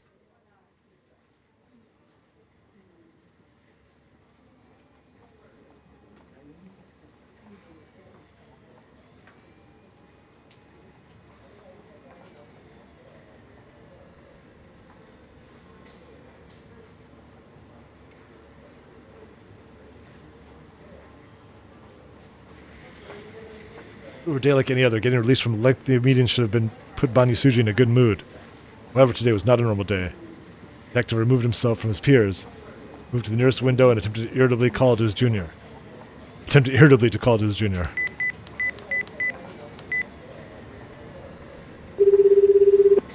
Suwa, his partner, had not shown up for today's meeting. He wanted to play hooky on this, but did you really have to leave me to go do it alone? Darn kid, Ban thought to himself. At first glance, Suwa may have appeared lighthearted, but in actuality, he was quite the diligent man and took his job very seriously. This being Ban's opinion of him, what happened today was quite the shock. He attempted to call him several times, but always went to voicemail. Since he had heard a fairly unsettling story from Momose 2 days prior, Ban had been faced with a constant feeling of uneasiness. Today, only more troubles had been added to the pile. There was the incident with Suwa, but that was not all. When Ban was reporting about the GE rate earlier this morning, he was immediately shot down by Matsunaga. We don't have time for crackpot theories, his superior said. Did you not add to the pile, kid? Didn't that for 1 week? Ban waved his fan at his face repeatedly, let out a small sigh. Right when he did, the call connected. I heard the voice of his junior on the other end. What? バカ野郎どこほっつき歩いてやがる Reception was extremely poor. Which part of the countryside did Suwa lose himself in? Ban thought, scratching his head. すいません今休み中なんですよちょっと隣にところがあって Uh-oh. あなんだって今どこだ Ban shouted into the receiver. Suwa's voice disappeared on the other end. It's by a continuous rustling sound. どうっすか聞こえてますあそれでお前一体どこに？いや、自分なりに思うところがあってですね。い What? ろいろ聞き込みを。お前な。 Wei Su act on his own without getting permission was not something that was worthy of praise. However, Ban could not help but smile wryly to himself, as he too was taking unauthorized actions even now. He considered that perhaps he was a bad influence on his junior. もう少しで手がかりがつかめそうなんですよ。ニュージェネの真犯人に関する決定的な証拠。 Oh, shit. I'll be right back.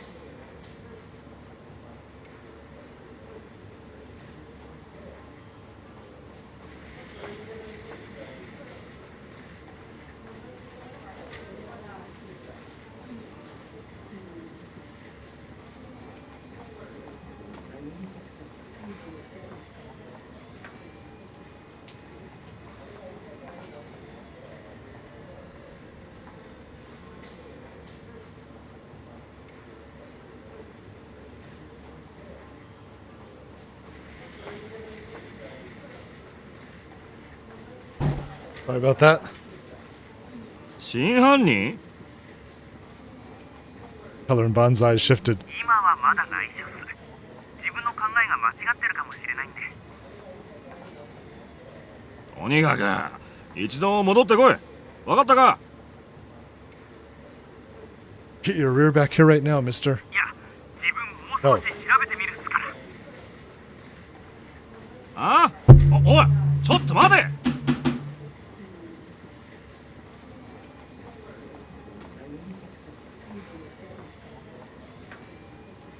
大丈夫っす。任せて。あ、座あ。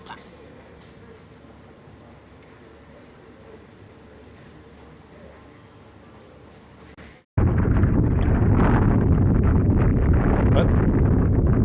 At that moment, the air below Ban's feet began to shake. It's also affecting the school? 進行。 Wake. Shaking gradually increased in intensity. It was hard to even stand up straight. Able to maintain his balance for any longer, Bond got down low to the floor. The detectives, who at first seemed to be underestimating the seriousness of the situation, all quickly moved under their tables. The clock fixed the wall, the paper cups and pens atop the tables, projection equipment, they all crashed to the floor one by one. The whiteboard standing side by side near the podium fell to the ground as well. Like being stuck in some insane turbulence. Also felt to Bond. The ground was disappearing beneath them. The entire body was being swung left and right by the shaking. It had a seismic intensity of around 5 or 6. Has the great Kanto earthquake finally arrived? Or, of all times for it to hits now? Immediately after thinking that, a fierce pain shot through Bond, causing him to groan out in pain. It was as if he'd taken a violent blow to the head. Not been physically struck by anyone, it was simply a severe headache. Suddenly a scream echoed throughout the conference room. Gritting his teeth, Bond looked up to see one of the detectives gripping his head as he writhed in agony. And like a lifeless doll, he fell to the ground with a thump. Most of the detectives were gripping their heads as well, their faces contorted in pain. What was this headache that bore no resemblance to any they'd ever experienced before? It was connected to the earthquake. No way for Bond to know. The long earthquake. Eventually the shaking gravity subsided. With his vision blurred, Bond looked out the window. Everything was covered in a milky white light. Light so dazzling, Bond could no longer keep his eyes open.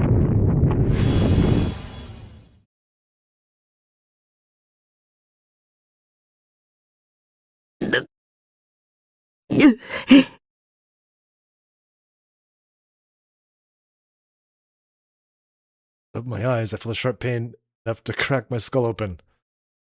Myself slumped over in the middle of my room. I tried to get up, but the pain on my head suddenly shot to the rest of my body, and I nearly fainted from the agony. I let a pained groan. room during the earthquake. 5 full minutes of pure writhing torture. The pain receded slightly, and I managed to stand up by using the leg of my bed to support myself. I wiped off the cold sweat off my forehead with my hand. My room was completely devastated. If a tornado ripped through it. What are my waifus? No, my waifus on that shelf toppled over. Some would even fall off the shelf entirely. No! Not my PVC figures. The bed was now sitting at an angle. Piles of eroge and packages that crumbled to the floor and scattered everywhere. No! The hell had happened? If I remember correctly, there had been a phone call that had played the melody of You May Pass before and transitioned to something like an ambulance siren. Exactly as the same as last time. That's right. Right when the buzzer sounded, I heard the ground roar, and immediately after that, my whole body had felt like it was boiling and melting. And I couldn't remember a damn thing. It was all completely blank. Oh God. Was it an EM wave attack from Shogun? Shogun was capable of something similar to that was in the patent I'd found. Just the thought alone sent a chill down my spine. Trying my best to endure my headache, I looked up at the ceiling. Of course, it wasn't see up there. But if he was reading my mind, I'd be using a satellite that'd be in orbit up way up there. いくらなんでも、そんなはずないよ。 Make the tinfoil hat now, hurry! But considering what Sen had told me before, the patent system could already be in use. Maybe it was in use, and people were already abusing it. Maybe Shogun was among them. No, there was no way. Way too far-fetched. No way an old fart like him with 1 foot in the grave would have private access to a satellite. Unless he was one of the key persons behind top secret black project sanctioned by the government? Scaring myself from my own delusions wasn't helping anything. Something had actually happened. I decided to look up what the hell it was online. Still fighting my headache, I crawled towards my computer. あれ、 Computer should have still been on. Monitor should have been displaying a wallpaper with Sailorton on it, but it was pitch black. And set up to automatically go into sleep mode, so it wouldn't make any sense for it to do that. Feeling dizzy. As if I had no strength left in my body. Everything, even standing up, took almost everything I had. Ready to my teeth, I attempted to move the mouse around. Response. Next, I had to press the power button. Second, the hard disk started emitting its typical scratching noise. I got out of my chair. As I was waiting for a PC to boot, I frantically grabbed my phone, which was sitting on my desk. Checked the time. 13時。 Sure, Remy went. I don't know if she's here right now. She was at school. When I got that phone call, what time would it have been back when I was browsing the Aussie stuff on that channel? Using my brain, the stabbing pain coursing through it got even worse. Think the time. Remember the time. Could have been, hadn't been even noon yet. Which meant, 1時間以上も気絶してた。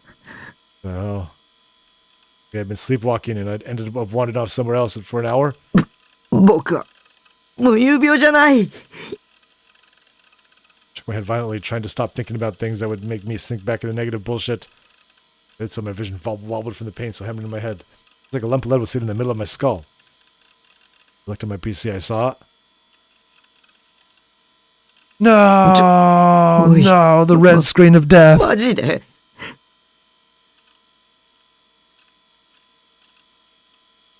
Damn it.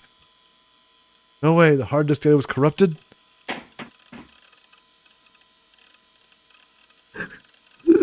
嘘だ。そんなのありえない。あっちゃダメだ。そんなことになったらすべて This が終わ isn't る。 happening! This isn't happening!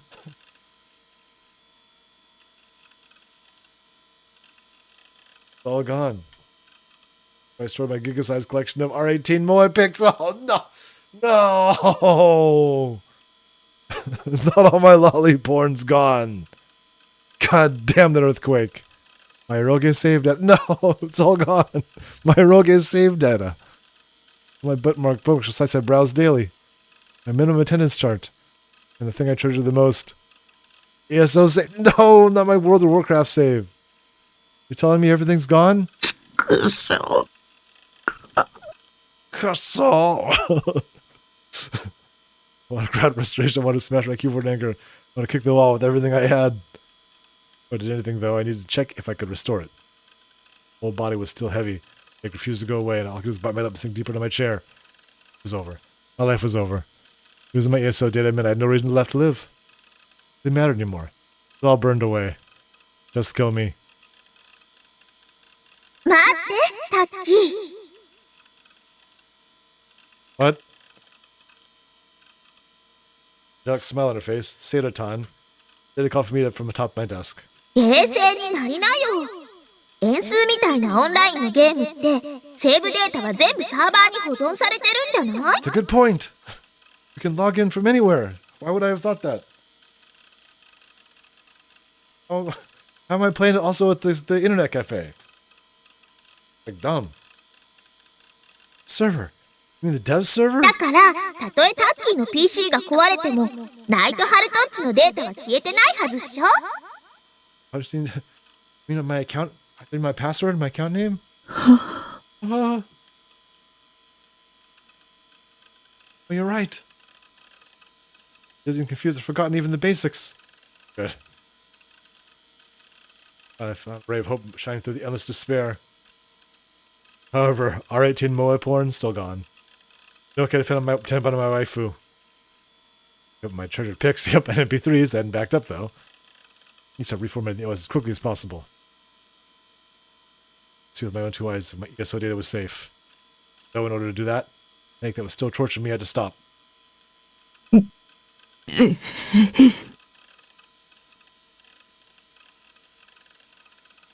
Look, could be going anywhere anytime soon.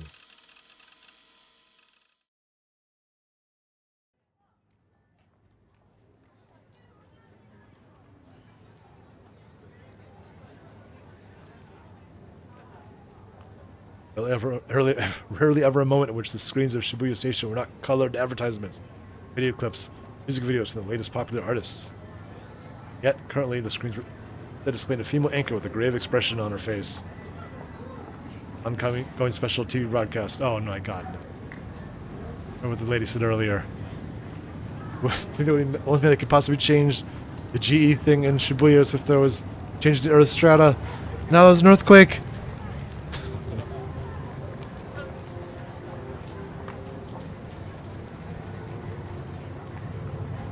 There's not particularly unexpected in Japan.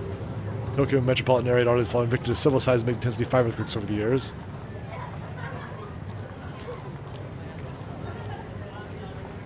However, either gathered more and more information about the incident, the sheer number of casualties made it clear this was no ordinary earthquake. Especially peculiar when compared to the 2005 earthquake, also seismic intensity 5, no fatalities have been reported.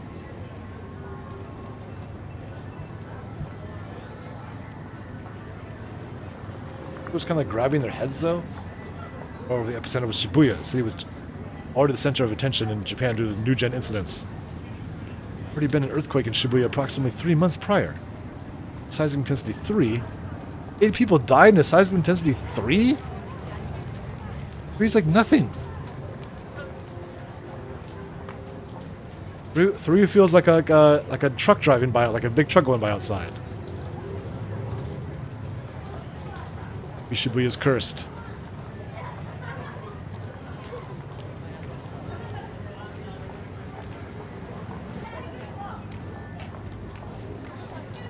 That's what the people observing the breaking news about the latest earthquake were thinking, even if they weren't saying it aloud. In any case, each station had started their special broadcast right when the earthquake hit. Information was having trouble circulating. Total death count was still unclear. Nonetheless, the email anchor continued to report. From a stack of paper, she declared, Fire and Disaster Management Agency has confirmed 31 deaths. Numbers expected to rise and continue to aid those affected. Causes of deaths remain unknown, but that... Furthermore, various reports described a mysterious white light appearing immediately after the earthquake had hit. According to these reports, the light had been accompanied by a massive shockwave, turning the sky completely white. Cameras spread across Shibuya scrambled across and caught the aforementioned light on tape. After the earthquake ended, nothing but pure white footage was displayed on loop, and the jumbotrons located there. The discoloration that appeared alongside the earthquake had not simply been a dull white, however, it had been utterly blinding. We had been momentarily enveloped in light, the sheer glare forced each and every resident's eyes shut. It was an era of war. People would have undoubtedly believed it came from a nuclear weapon. Matter of fact, there were some who claimed to have spotted a white mushroom-clad floating a few hundred meters above Shibuya. It was quick to vanish. No one knew what the origin of the light was, nor if it was connected to the earthquake. Then, just as mysteriously as its arrival, the white sky had returned to its original color less than an hour. Now a dull light blue ray above the people of Shibuya. Asphalt of Dogonzaka was slightly cracked, its damage only millimeters wide, and multi-tenant buildings together with many other structures along the Senchagai have grown small crevices across their walls. 3 earthquake, we're dead. I know, this is crazy. Why would they even say that? Yeah, they know the earthquakes, what the numbers mean. They know them way more than anybody else. They would know a 3 is nothing. It's like a real tiny aftershock.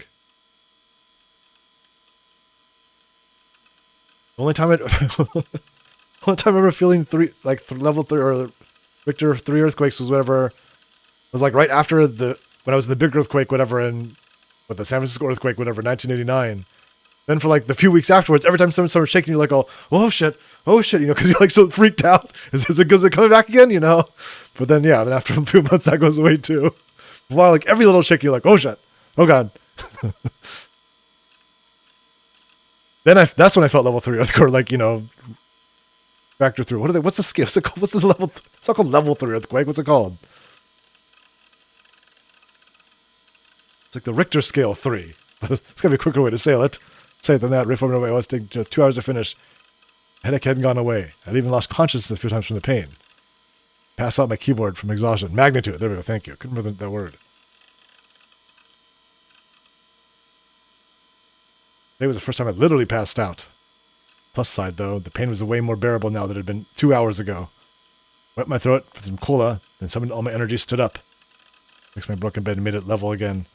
Cleaned my floor to the extent that I'd be able to walk around. A lot of effort to do because of how weak I was feeling, but it had to be done. I wouldn't be able to leave my own room otherwise. Shogun would attack again. Not that I actually knew it was him this time. Would have been trapped and unable to escape. In other words, I'd been completely fucked. I had to secure an escape route or else. I'd finished reformatting my OS and cleaning my room. Straight to the PC, installed DSO, and tried logging into Baselard.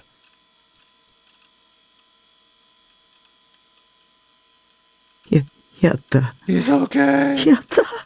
ナイトハルトは消えてない。装備とかも全部無事だ。よかった。よかった。ナイトハルト。Half brother Bretto. Oh, wait, this is his brother-in-law. So a move that I tried to get up and pump my fist in the air, but even that took too much energy, so I gave up halfway through. Alright, it's good.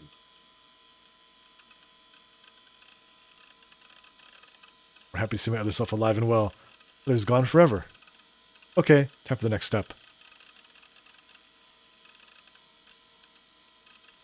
Definitely a huge load off my shoulders. Still wanted to try and figure out exactly what had happened. Not to mention demand compensation and a formal apology. What? Someone's responsible for the earthquake? Seemed like an earthquake, but there were way too many things that didn't add up if it were true.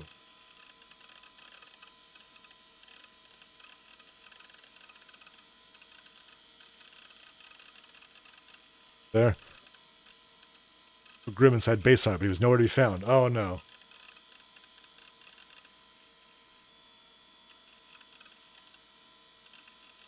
Check the chat room. I lost my bookmarks. I had trouble finding it. Eventually did, though. I discovered that Grim wasn't there either. All the times for him to have gone, hey, well, why now? It was just an earthquake. No options left, and no choice to trade back to Taboo itself. 200 casualties. 300 persons injured. Casualties in Shibuya. Really had been an earthquake. And seismic intensity 5 earthquake. That's much more. Well, 5 is not enough for casualties, though. But 5 is enough to scare the hell out of you. And possibly cause, like, damage. I guess it depends how long... Wait, the keys depending on how long it goes. What's up, Star? But if I get the magnitude, like, counts how long it goes, too. That figures into the rating.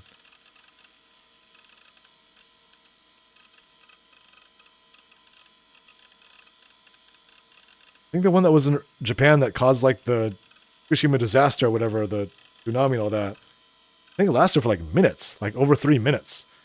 Can't even imagine that, because the big earthquake, whatever, in San Francisco, the San Francisco earthquake lasted, like, 20 seconds. I could like remember every one of those 20 seconds because it was like, so, you know, it was so crazy. Like 3 minutes, you get bored. You'd be like, all right, when's this gonna end?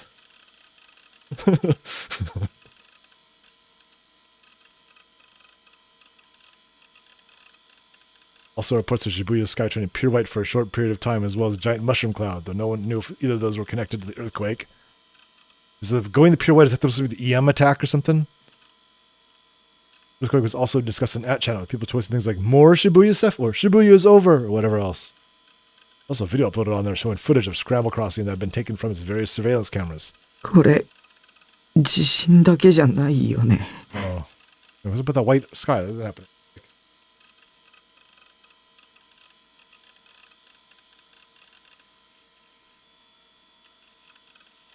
Happened.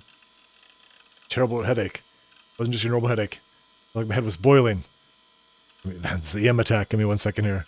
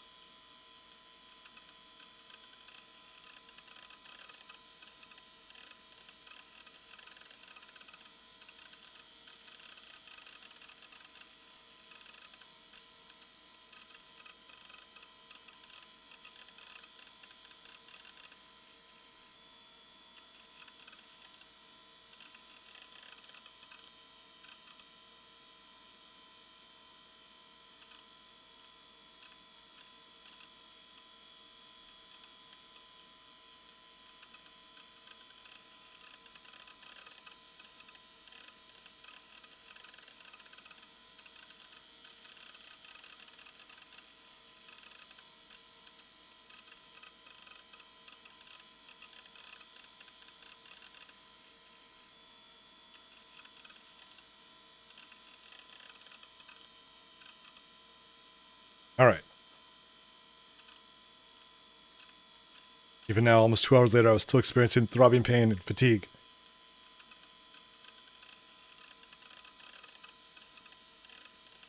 電子レンジに閉じ込められたら、あんな風になるかもしれない。 Microwave. Oh. Dencharenji.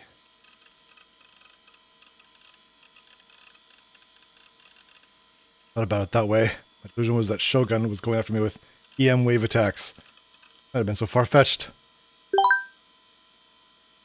But at that moment, I heard a familiar sound coming from my PC. Patient tone that played whenever someone entered the chat room. Who might have just joined. I want to get the full story of what happened, so I opened up the chat room.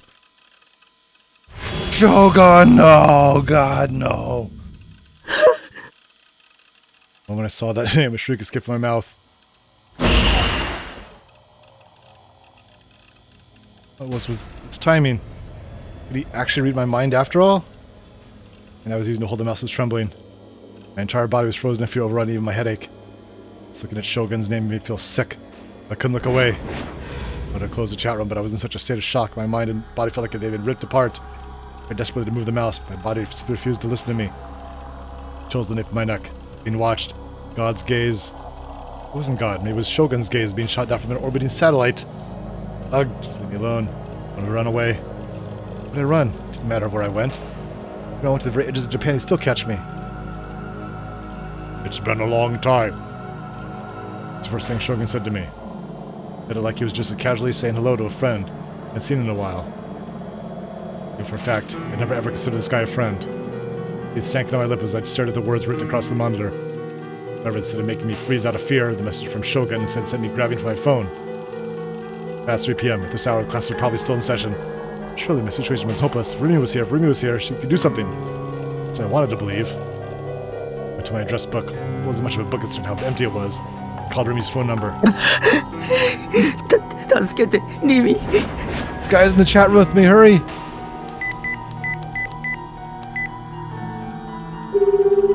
Do you hate me? リミ、早く。出て。 Hard to breathe. Couldn't think straight. Rumi wasn't picking up. There was no voice on the other end. The monotonous styling sound repeated endlessly. Why? Whenever I'm in trouble, you're always there for me, so why aren't you answering? I have a present for you. Present?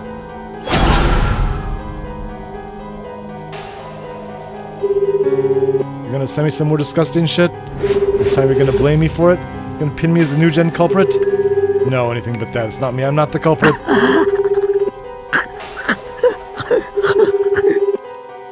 Like a fish that had been ripped out of the water. I was losing oxygen. My mind was going fuzzy. My only ray of hope was left with Remy. I grasped my phone tighter and tighter, praying with all my might at the other end of the call. Picked up. 助けて。留守番電話サービスにおつなぎします。 No. No. I hope it pleases you. Voicemail? That couldn't be. What?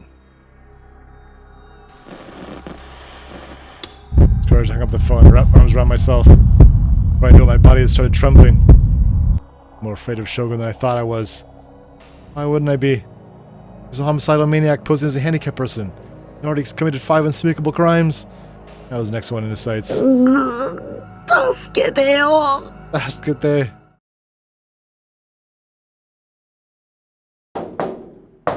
No. Thing isn't wavery.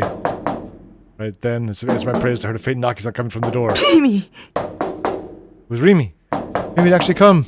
My salvation had finally arrived. I headed for the door. I stopped dead in my tracks.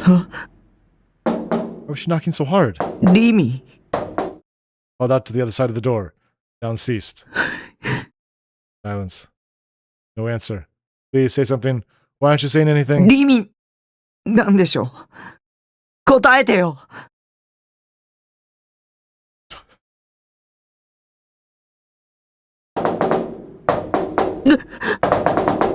Got a reply. The knocking resumed. Is it not Remy? 誰だ。誰なんだ。 Could be Shogun. When I was suspicious, all the courage I'd mustered to go and open the door had vanished. Slowly drew backwards, going back far enough that I ended up tripping over my chair. As I did, the pounding on the door remained incessant. Someone was knocking on it, and they weren't stopping. No, it wasn't just the door. Banging sound was coming from the walls, and the ceiling too. Whoever was outside wasn't alone. 誰だよ。 Daredayo! Unable to bear the terror any longer, I screamed out. And as in response to me, the sound suddenly stopped. I wanted out. I wanted to run. I wanted to run away as far as possible. How? There was no doubt a group of people outside surrounded the entire container.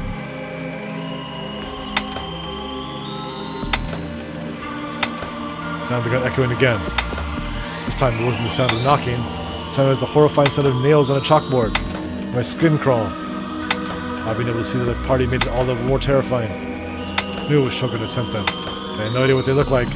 No idea what the person who harassed me from behind these lone tiny walls looked like. My entire body was covered in goosebumps. The sheer discomfort I was feeling made me feel even more nauseous than I already was. I covered my ears tightly. やめて。やめてよ。許してよ。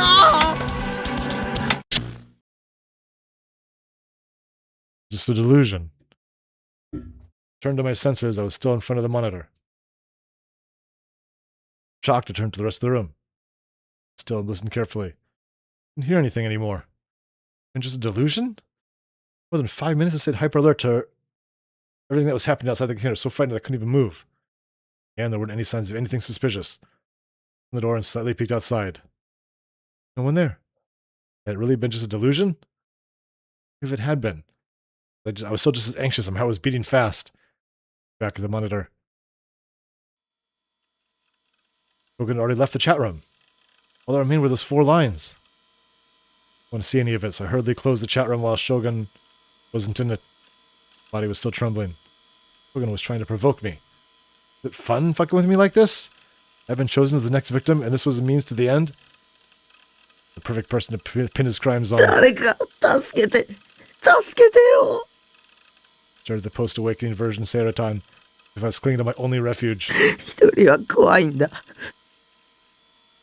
I want to be alone. I wanted someone to be by my side. I wanted someone to protect me. そうだ。学校だ。学校へ行けば。 Remy would be at school. I couldn't bear staying here alone with my spiraling anxiety. Took off my worn-out sweatshirt that I usually wore around the house, threw on my uniform, and left my base. Oh, I'm going on like a one of the actual normal school days. Once I was hit with the cold air of the outside world, my headache ever so slightly subsided. It had a more restless atmosphere to it than usual, probably due to the earthquake from earlier. Not that for sure, though. In the distance, the sound of sirens continued to echo endlessly, but I wasn't sure if they were for ambulances or fire trucks. Could have been both. Amatedori, which was 1 block away from me, was completely jammed up. Traffic was bumper to bumper. Visible accidents, most head-on. Cars involved had simply been left abandoned on the road. The drivers nowhere to be found. Those abandoned cars were the cause of this traffic jam. The other drivers were honking their horns like crazy. Wandering the streets to get to school. Dog crossing the road, barking. Chihuahua sprinting at full speed, dragging its leash behind its small body. Bloodshot. A large amount of drool was dripping from its open mouth. It had gotten separated from its owner. Absentmindedly watched it get farther and farther away, doing something and nearly fell over. Asphalt was cracked. One section of the road was ever so slightly lower than the rest. Most likely come from the earthquake. Stopping right there, looked up at the sky. A few white clouds drifting calmly across the dull light blue.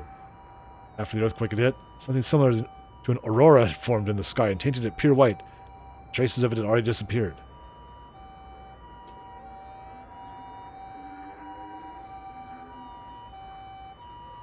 Right, this isn't Shibuya.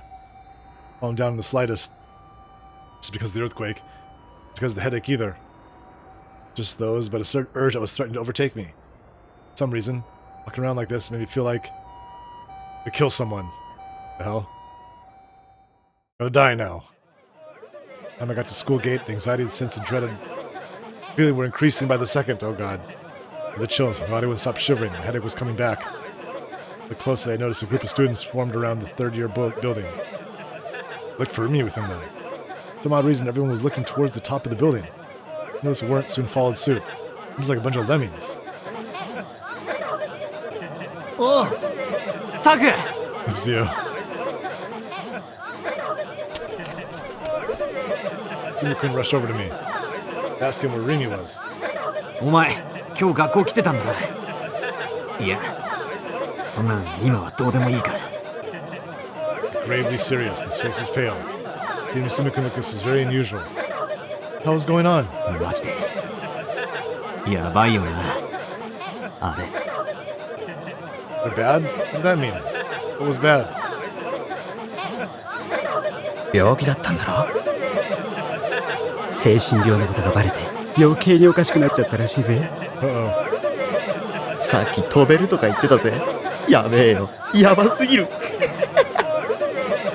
俺、人が死ぬとこマジで見てんだけど。What? You see someone die. 人黒すぎて最高だぜ。Are you sick, dude? 早く落ちてこねえかな。Hear things like that coming from everywhere around me.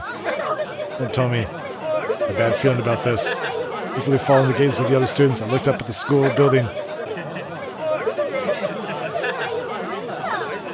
No, it's FES. Edge of the rooftop stood a single girl. Her hand, just like during the concert, was a D sword. It was emblematic of praying to God in the heavens above. Edge of the roof. Kishimoto Ayase.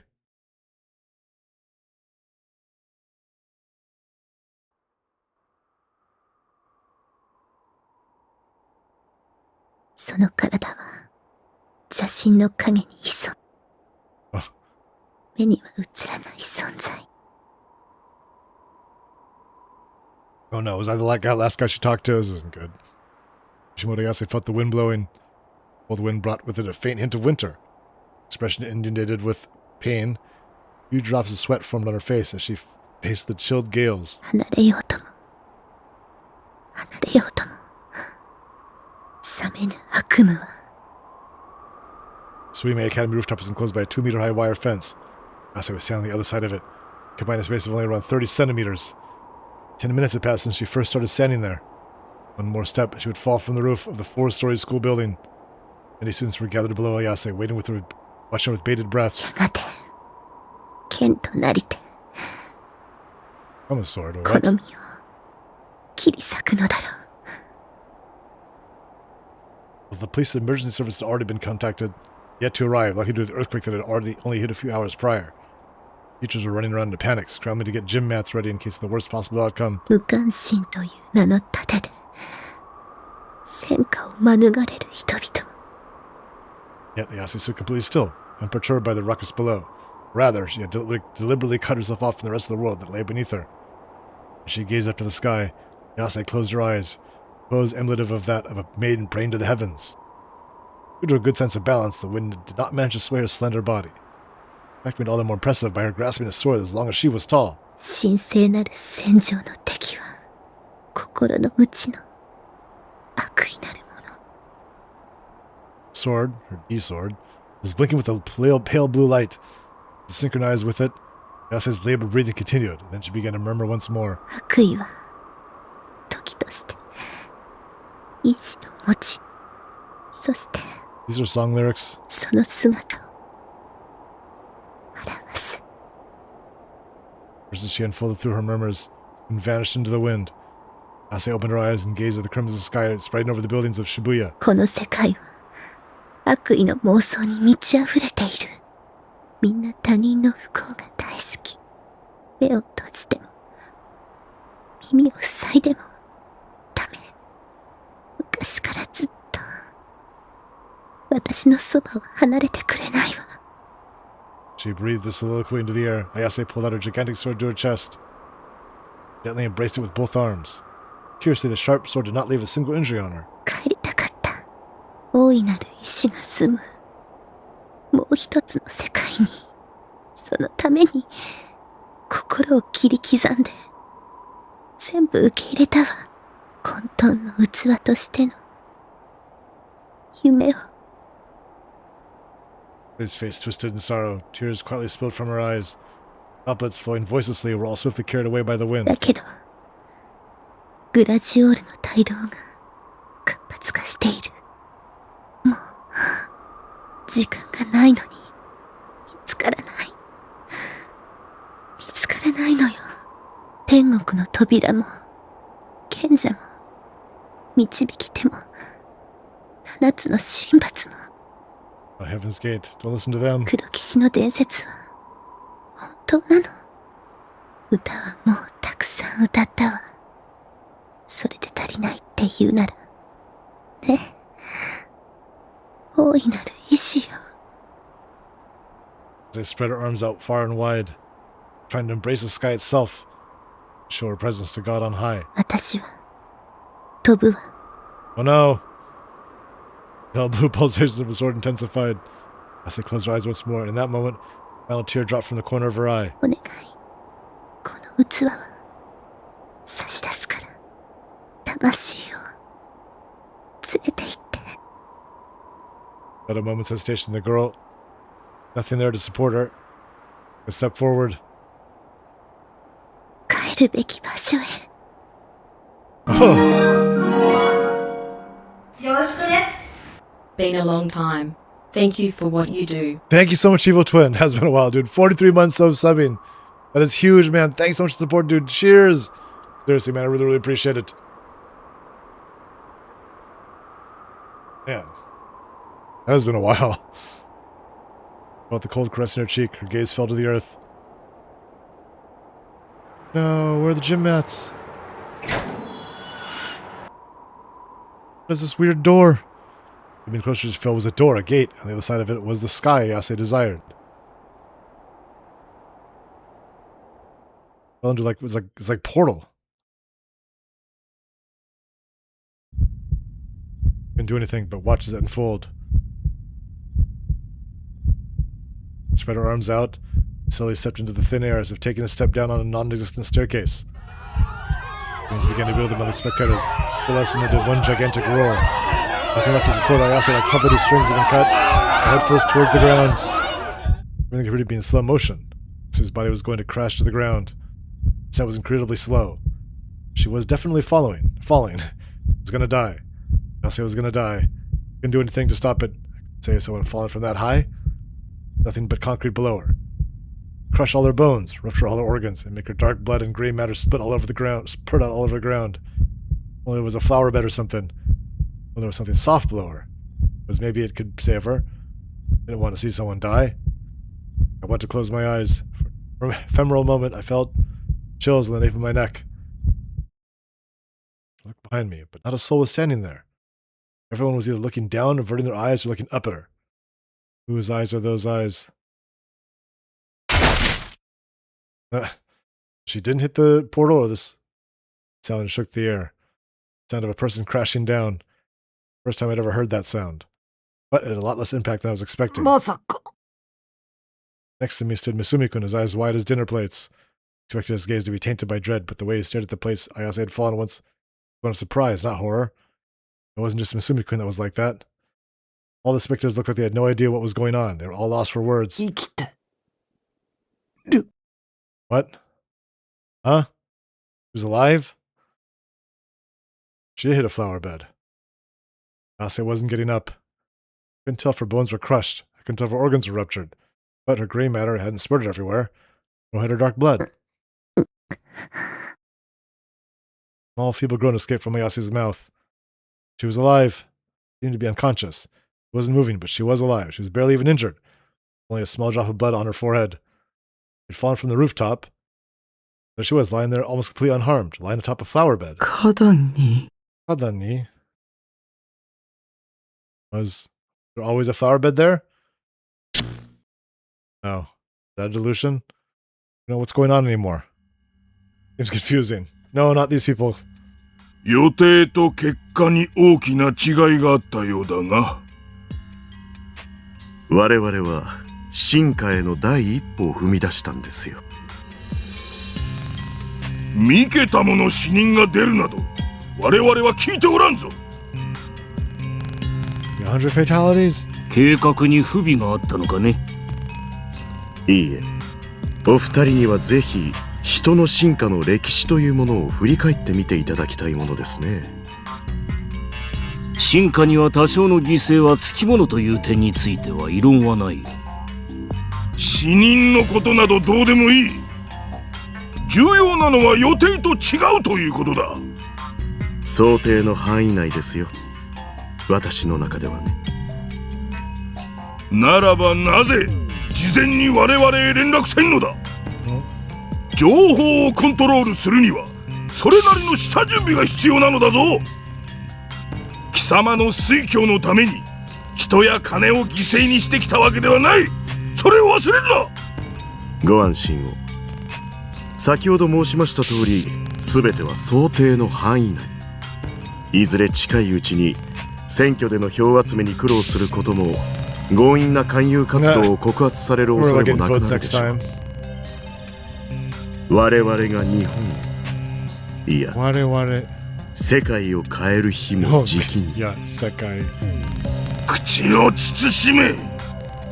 300人委員会への造反が知れれば我らに待っているのは破滅だけだ。 Japanese government.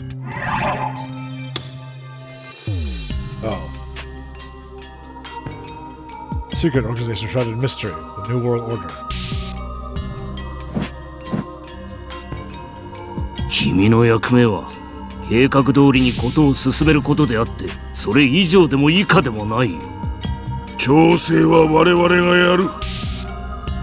承知しています。それで第二世代についての報告を聞こうか。お二人にも満足していただける仕上がりですよ。ノア2はね。Oh, at 2.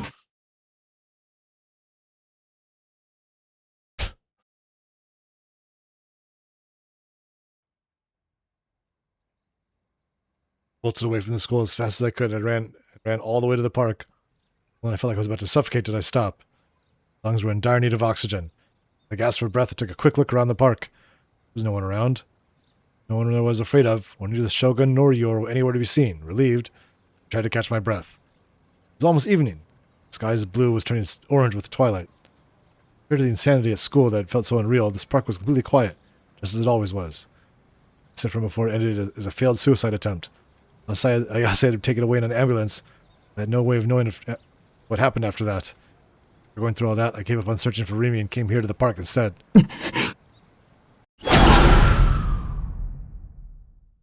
What about that portal that she fell through? Was that...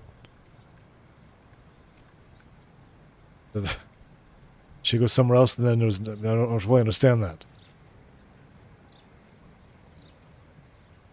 Back then, when Ayase's body came crashing down, I'm convinced that nothing could have saved her. She had been saved. I didn't know how exactly, but I at least knew she wasn't dead. Had been breathing, virtually unharmed, too. In normal circumstances, she would have absolutely died. The thing that saved her was a total miracle. She fell on top of the tender soil of a flower bed.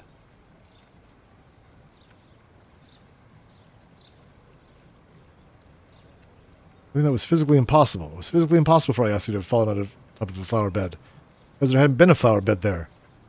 Just before Ayase had fallen, the place where she was going to fall had nothing but the grey asphalt of a parking lot. A number of the Suimi teachers parked there. Soon, so how had a flower bed just appeared there? Had I done that? True that at the time I'd been so frightened that I had a delusion about how a flower bed appearing below her could save her. But even then, was it really possible? Really possible the delusion to become reality?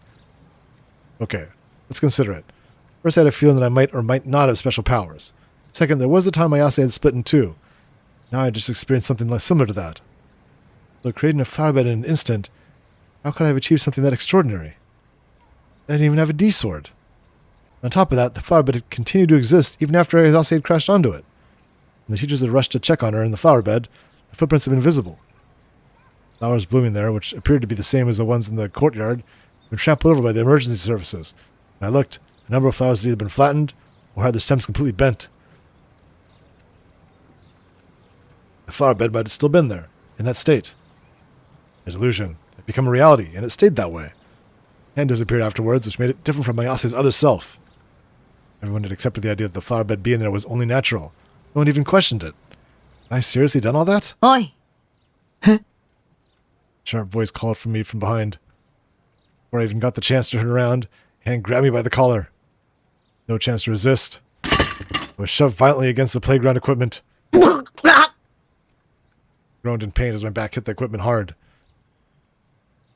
Uh-oh. Senna. お前だな。 You, wasn't it? あの花壇を作ったの。 It's her, Senna, was the one tossing me around. She was gripping my collar with tremendous strength. Hard to breathe. I tried to fight back by scrubbing and flailing around with my arms, but she refused to let go. My eyes were filled with a sharp, murderous light, and to shiver down my spine. Thinking I was about to die, I shook my head in desperate denial. とぼけるな。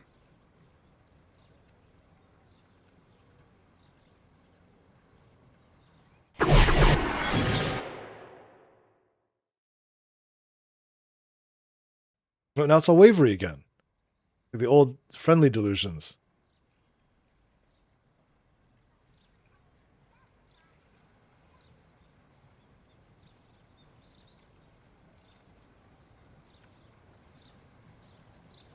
Senna's breath on my cheeks. Thought of her only needing to move a bit closer to rip my throat out with her teeth generally terrified me. Staring at me at point blank range, Senna. What?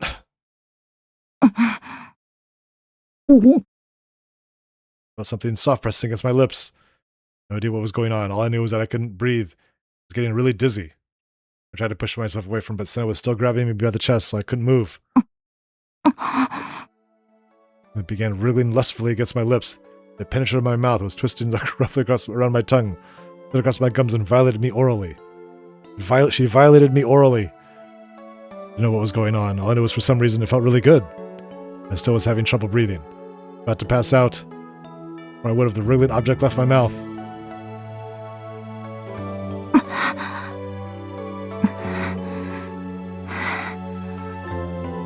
Senna's lips glistened with saliva. She'd been staring at me with murderous eyes only a few moments ago, but now her eyes looked utterly enchanted. Wait, did she just kissed me? お前こそ勇者だ。お前の力を私に貸せ。私と一緒に戦え。 I saw your magic powers. 拒否するのは許さない。 But rather than off that insanity in an angry voice, Senna put her face to mine once again. Pressed her lips madly against mine and violated my mouth. Hot breaths and sweet saliva trickled past my lips.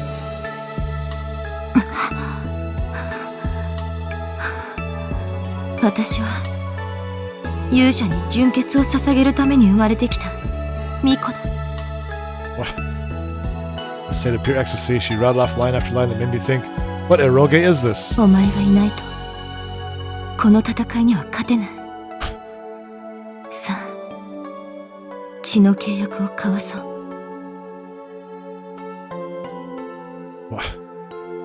Then his teeth sank deeply into my lip. Pain shot through me, and the taste of blood spread inside my mouth.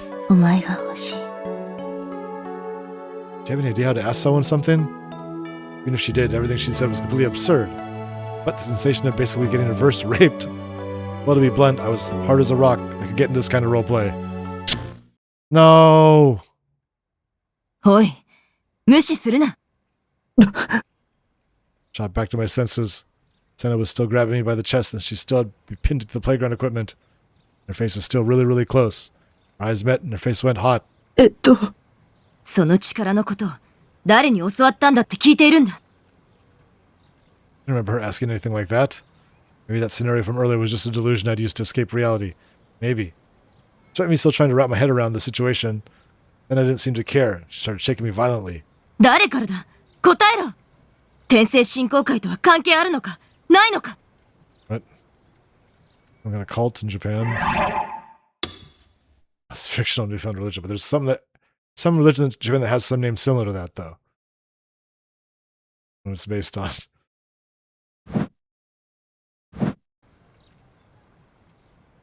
Fine church to the what now? Shook my head reflexively. Can't breathe. You're choking me. I'm gonna pass out. I'm gonna die. I'm done for.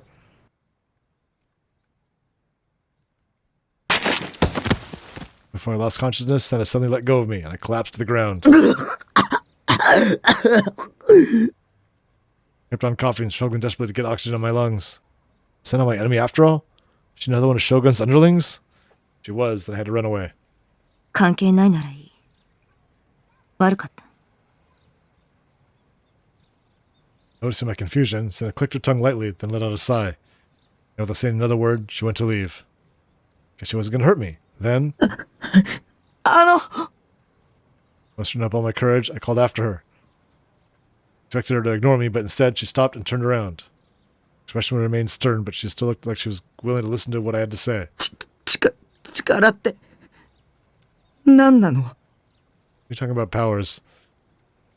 Senna knew something. Asked me if I'd created the flower bed from before.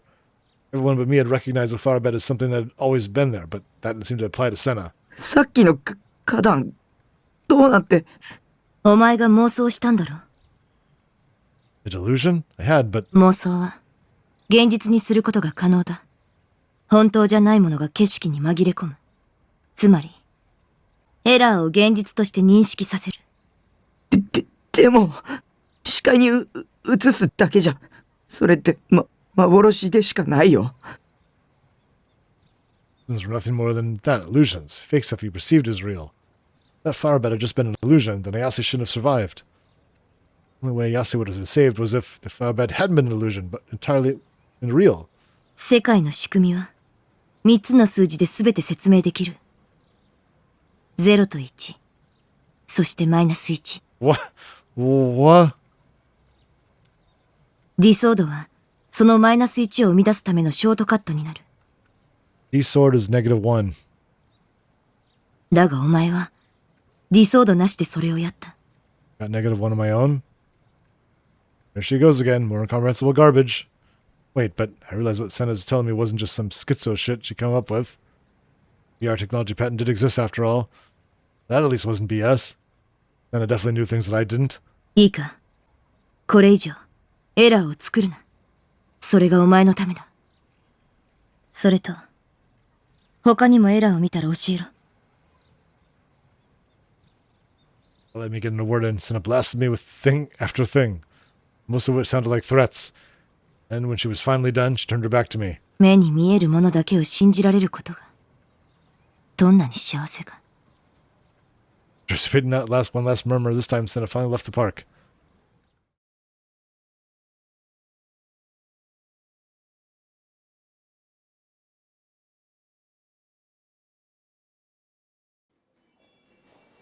Floors of AH Tokyo General Hospital that housed the psychiatric ward was engulfed in silence. Ever since the earthquake had struck, the emergency room and surgical ward had been faced with a difficult situation. Injured citizens who had lost consciousness with unexplained symptoms were being carried into clinic one after the other.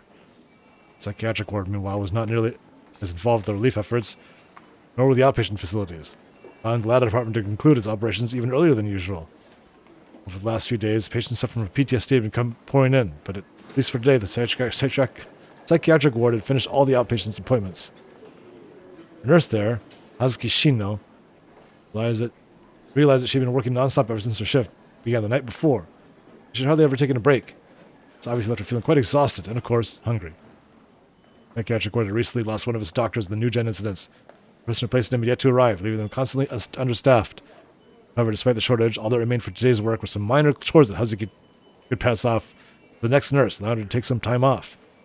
Reassuring herself that she'd only had to persevere for a little bit longer, Hazuki slapped her cheeks with both hands and began to walk through the empty lobby. Let her suddenly feel a gaze on her back. Chills ran down the nape of her neck, goosebumps ran across her skin. Flexibly looked behind her. All she saw was a silent corridor. Not a soul was there. Kangoshi-san! Hazuki jumped in surprise. He'd heard a voice coming from an entirely different direction. The origin of the voice was a single man standing in the lobby, which Hazuki had been convinced was empty. He called out to her the moment he first saw her. He was a fairly young man and appeared quite virile. The complexion was nearly faultless, and he looked just as, if not more, healthy. あなたは。ちょっと時間もらっていいっすか？はあ。どうもっす。 He smiled awkwardly, abruptly grabbed Hazuki's arm, and started walking her from the lobby toward the stairs. Hazuki, still quite bewildered, watched as the man, Suamamoro, took out a black ID badge from his pocket and humbly held it out to her. It was a police badge. Stopping at the landing of a staircase, Sue looked around carefully. He seemed to be very concerned with the surroundings. See. それで、お話って。 Having quite a bit of work left to do, Hazuki was feeling slightly restless, something Sue seemed to understand implicitly. Then, without any form of introduction, Sue produced a photo from his pocket. この少年に見覚えないっすか？ Pictured the photo was the apathetic face of Nishijo Takumi. No! Hazuki, confident in her ability to recognize faces in her profession, nodded her head. 西條匠。間違いないっすか？ええ。でも。Hazuki's hesitation was only natural. Something to fan for your mom. Oh yeah, super hot there still. God, it's gonna get so hot today. What is it right now? Can't see. It's gonna get way over 100 today. I know that much. Leaking the patient's private information could only spell trouble. He did whisper to the police. This is something Sue had been aware of prior to speaking with Hazuki. Suddenly, Sue's light attitude that he'd been displaying up until that moment shifted to a far more serious one. He began to speak in a low voice. 頼みがあるんすけど、西條匠のカルテ、こっそり見せてもらえないっすか？ What? Seems medical records. そんなの無理です。できません。とある事件に関わる重要なことなんすよ。 Circling hot air, how annoying. At a complete loss for words, Hazuki tried to leave, but Sue circled around her and blocked her path. 困ります。迷惑はかけないっす。だから頼みますよ。 The last resort, Sue got down on his knees. やめてください。本当に無理なんです。これ以上犠牲者を出さないためにも。Hazuki had no idea what she could do to make him give up. Unable to think of any proper way to say no, Hazuki could do nothing but stammer.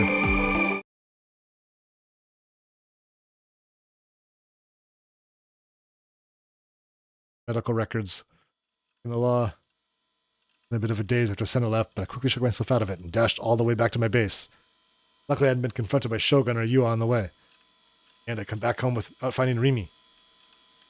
The insanity caused by Yase and the earthquake would probably let everyone go home early. Maybe if I waited a bit, Rimi would show up. In the meantime, though, I should just suck it up and deal with my own fear alone. To distract myself from my growing anxiety, I tried and gather information on my freshly restored PC. As I thought that, the notification on my phone, which had sit right next to my monitor, started blinking. I opened it. I had received a text. I thought it was Rimi trying to contact me, but when I opened it...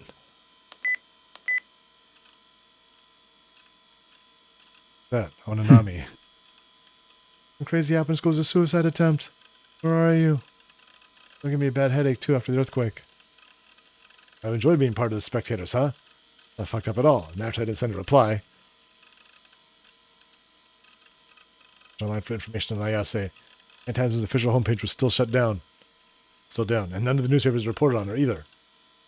I said their hands full with an earthquake, so they couldn't really spend the time reporting on some random indie singer's suicide attempt. Things were now. No way to figure out how exactly Ayase was doing. No way more information than the earthquake than when I had checked earlier. Well, there was way more information. Apparently, the deaths got risen to 118. The injured went above 300. Oh, I never thought fatalities would go above 100. Central was Shibuya, and it seemed the damage hadn't spread to the outside. In seismic intensity 5 quake. According to one article, most of the magnetic media in Shibuya had been destroyed. Thought about how I wasn't the only one to experience such tragedy, and my frustration erupted all over again. True, undeniable tragedy. Treasured Moai pics and Eroge save data. It would never come back. That aside, I couldn't help but feel that this was no normal earthquake. 118 people dying wasn't normal. Of course, that abnormality had grown into a hot topic of discussion online. This guy's the earthquake was caused by the Who Was Eyes or Those Eyes guy. Tried to think back what happened during the earthquake. First, I'd been hit with a tremendous impact. My head felt like it was boiling, exploding, even a sensation I'd never felt experienced before. Getting hit by something that bad, dying from shock wouldn't be all that surprising. I told myself that I shouldn't stick to the internet. Decided to watch some news on TV as well. PC had a TV tuner attached to it. So that was why I didn't have no need an actual TV. 現在までに死者118名、重軽傷者300名以上と非常に多くの犠牲者が出ていることが分かっています。さて、渋谷の駅前と中継がつながったようです。島谷さん、現地の様子はいかがですか？2005年に同じように震度5の地震が東京であったんですよ。その時はゼロで、なぜ今回は100名以上の被害者が出ているんですか？ What happened? 被害者の数は震度に比例するわけじゃないんです。そこには様々な要因がありまして。亡くなった方の死因や病院に運ばれた負傷者の容体については、未だ詳しい情報が入っておりません。また、渋谷区を中心に磁気メディアが全壊してしまっていることについて、今日は専門家にお越しいただいております。The magnetic media, so it's definitely an EM pulse. The magnetic media got destroyed. 地質学産業研究所より林原泰造先生、財団法人地質調査環境センターより小沢幹人先生にお越しいただきました。You're the wrong people. 林原さん、今回の地震について磁気メディアに深刻な被害が出た原因というのはどういうところにあるんでしょうか？まず知っておいていただきたいのは、渋谷区あたりの地下200メートル付近には磁鉄鉱、つまり天然の磁石が多く埋蔵されている地層があるということですね。The gravitational anomalies. 地層の分類としては火成岩層ですが、私たちはこのエリアを磁鉄鉱の谷、マグネタイトバレーと呼んでいます。地中にある磁石の谷ですね。文字通りかなり大規模な岩脈なんですよ。ここにですね、今回の地震のような大きな刺激が加わったとするならば、その影響で地上に存在する磁生態、主に磁気メディアの持つ記録部に、致命的なダメージを与えてもおかしくはないんです。何をバカな。Absurd. 小沢先生は別の意見ですか？確かに渋谷の地下には巨大なマグネタイトの岩脈があることは事実です。ですが、磁石と呼ぶにはあまりにも微弱なこのマグネタイト群にはですね、地上の磁気モーメントや安定磁場を崩すほどの力はないというのが通説になっています。実際ですね、過去にも震度5の地震は何度も発生しています。過去のそれらの地震では今回のような被害はなかった。なので原因は別にあるのではないかと考えるのが妥当だと思います。そうは言うがね、今回の異常な犠牲者数についてはただの地震では片付けられない何かがあるのが事実なわけであり、渋谷にいた人のほとんどが頭痛がしたって訴えていることからも間違いなく磁鉄鉱が関係している可能性が。磁場ごときで100人も殺せると主張するおつもりですか？ What? Yeah, that's a good point. それではここで CM です。Magnets killed 100 people. 結局、詳しいことは何もわからずか。After the earthquake, there had been a huge white mist floating above Shibuya. It turned the sky completely white, and yet it hadn't been mentioned on the news. The information had been fresh. Everyone made sure to report it. Now they were acting like it never happened. Something about that just felt wrong.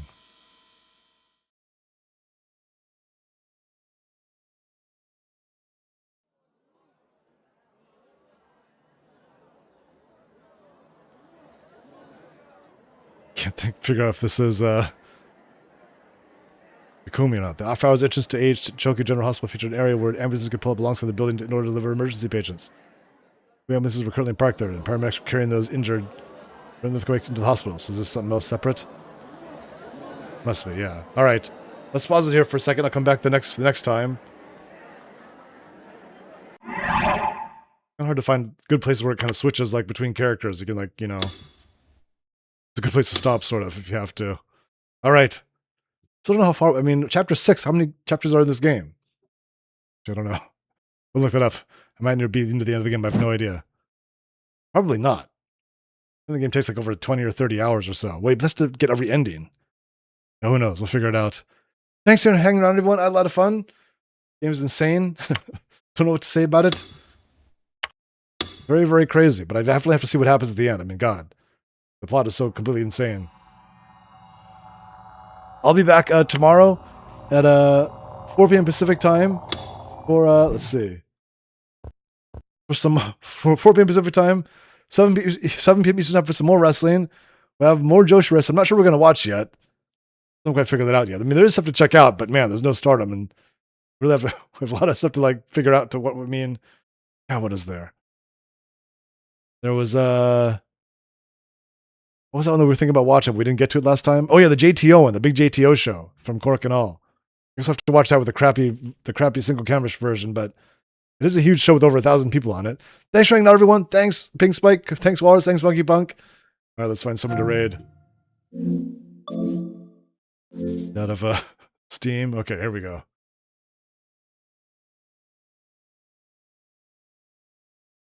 Wait, is this supposed to be like music and everything? All right, that's kind of odd music. All right, let's try. All right, let's see. But for more gaming, definitely come back on Saturday. It'll be at 11 a.m. Pacific time, 2 p.m. Eastern time, just like today. All right, there's Akira. That's actually it. All right. Oh, there's also Solo Darling. Let's do Akira this time.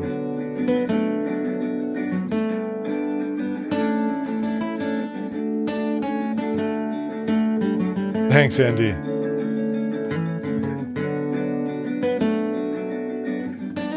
There we go. Definitely give Akira a follow. Now that he's currently the GCW Hardcore Champion. Playing Final Fantasy XIV, it looks like. Alright. Boy, it just reminds me of Worlds of Warcraft. Everyone have a good day. Have a good rest of your week. Hope to see you again soon. Say hello, say goodbye.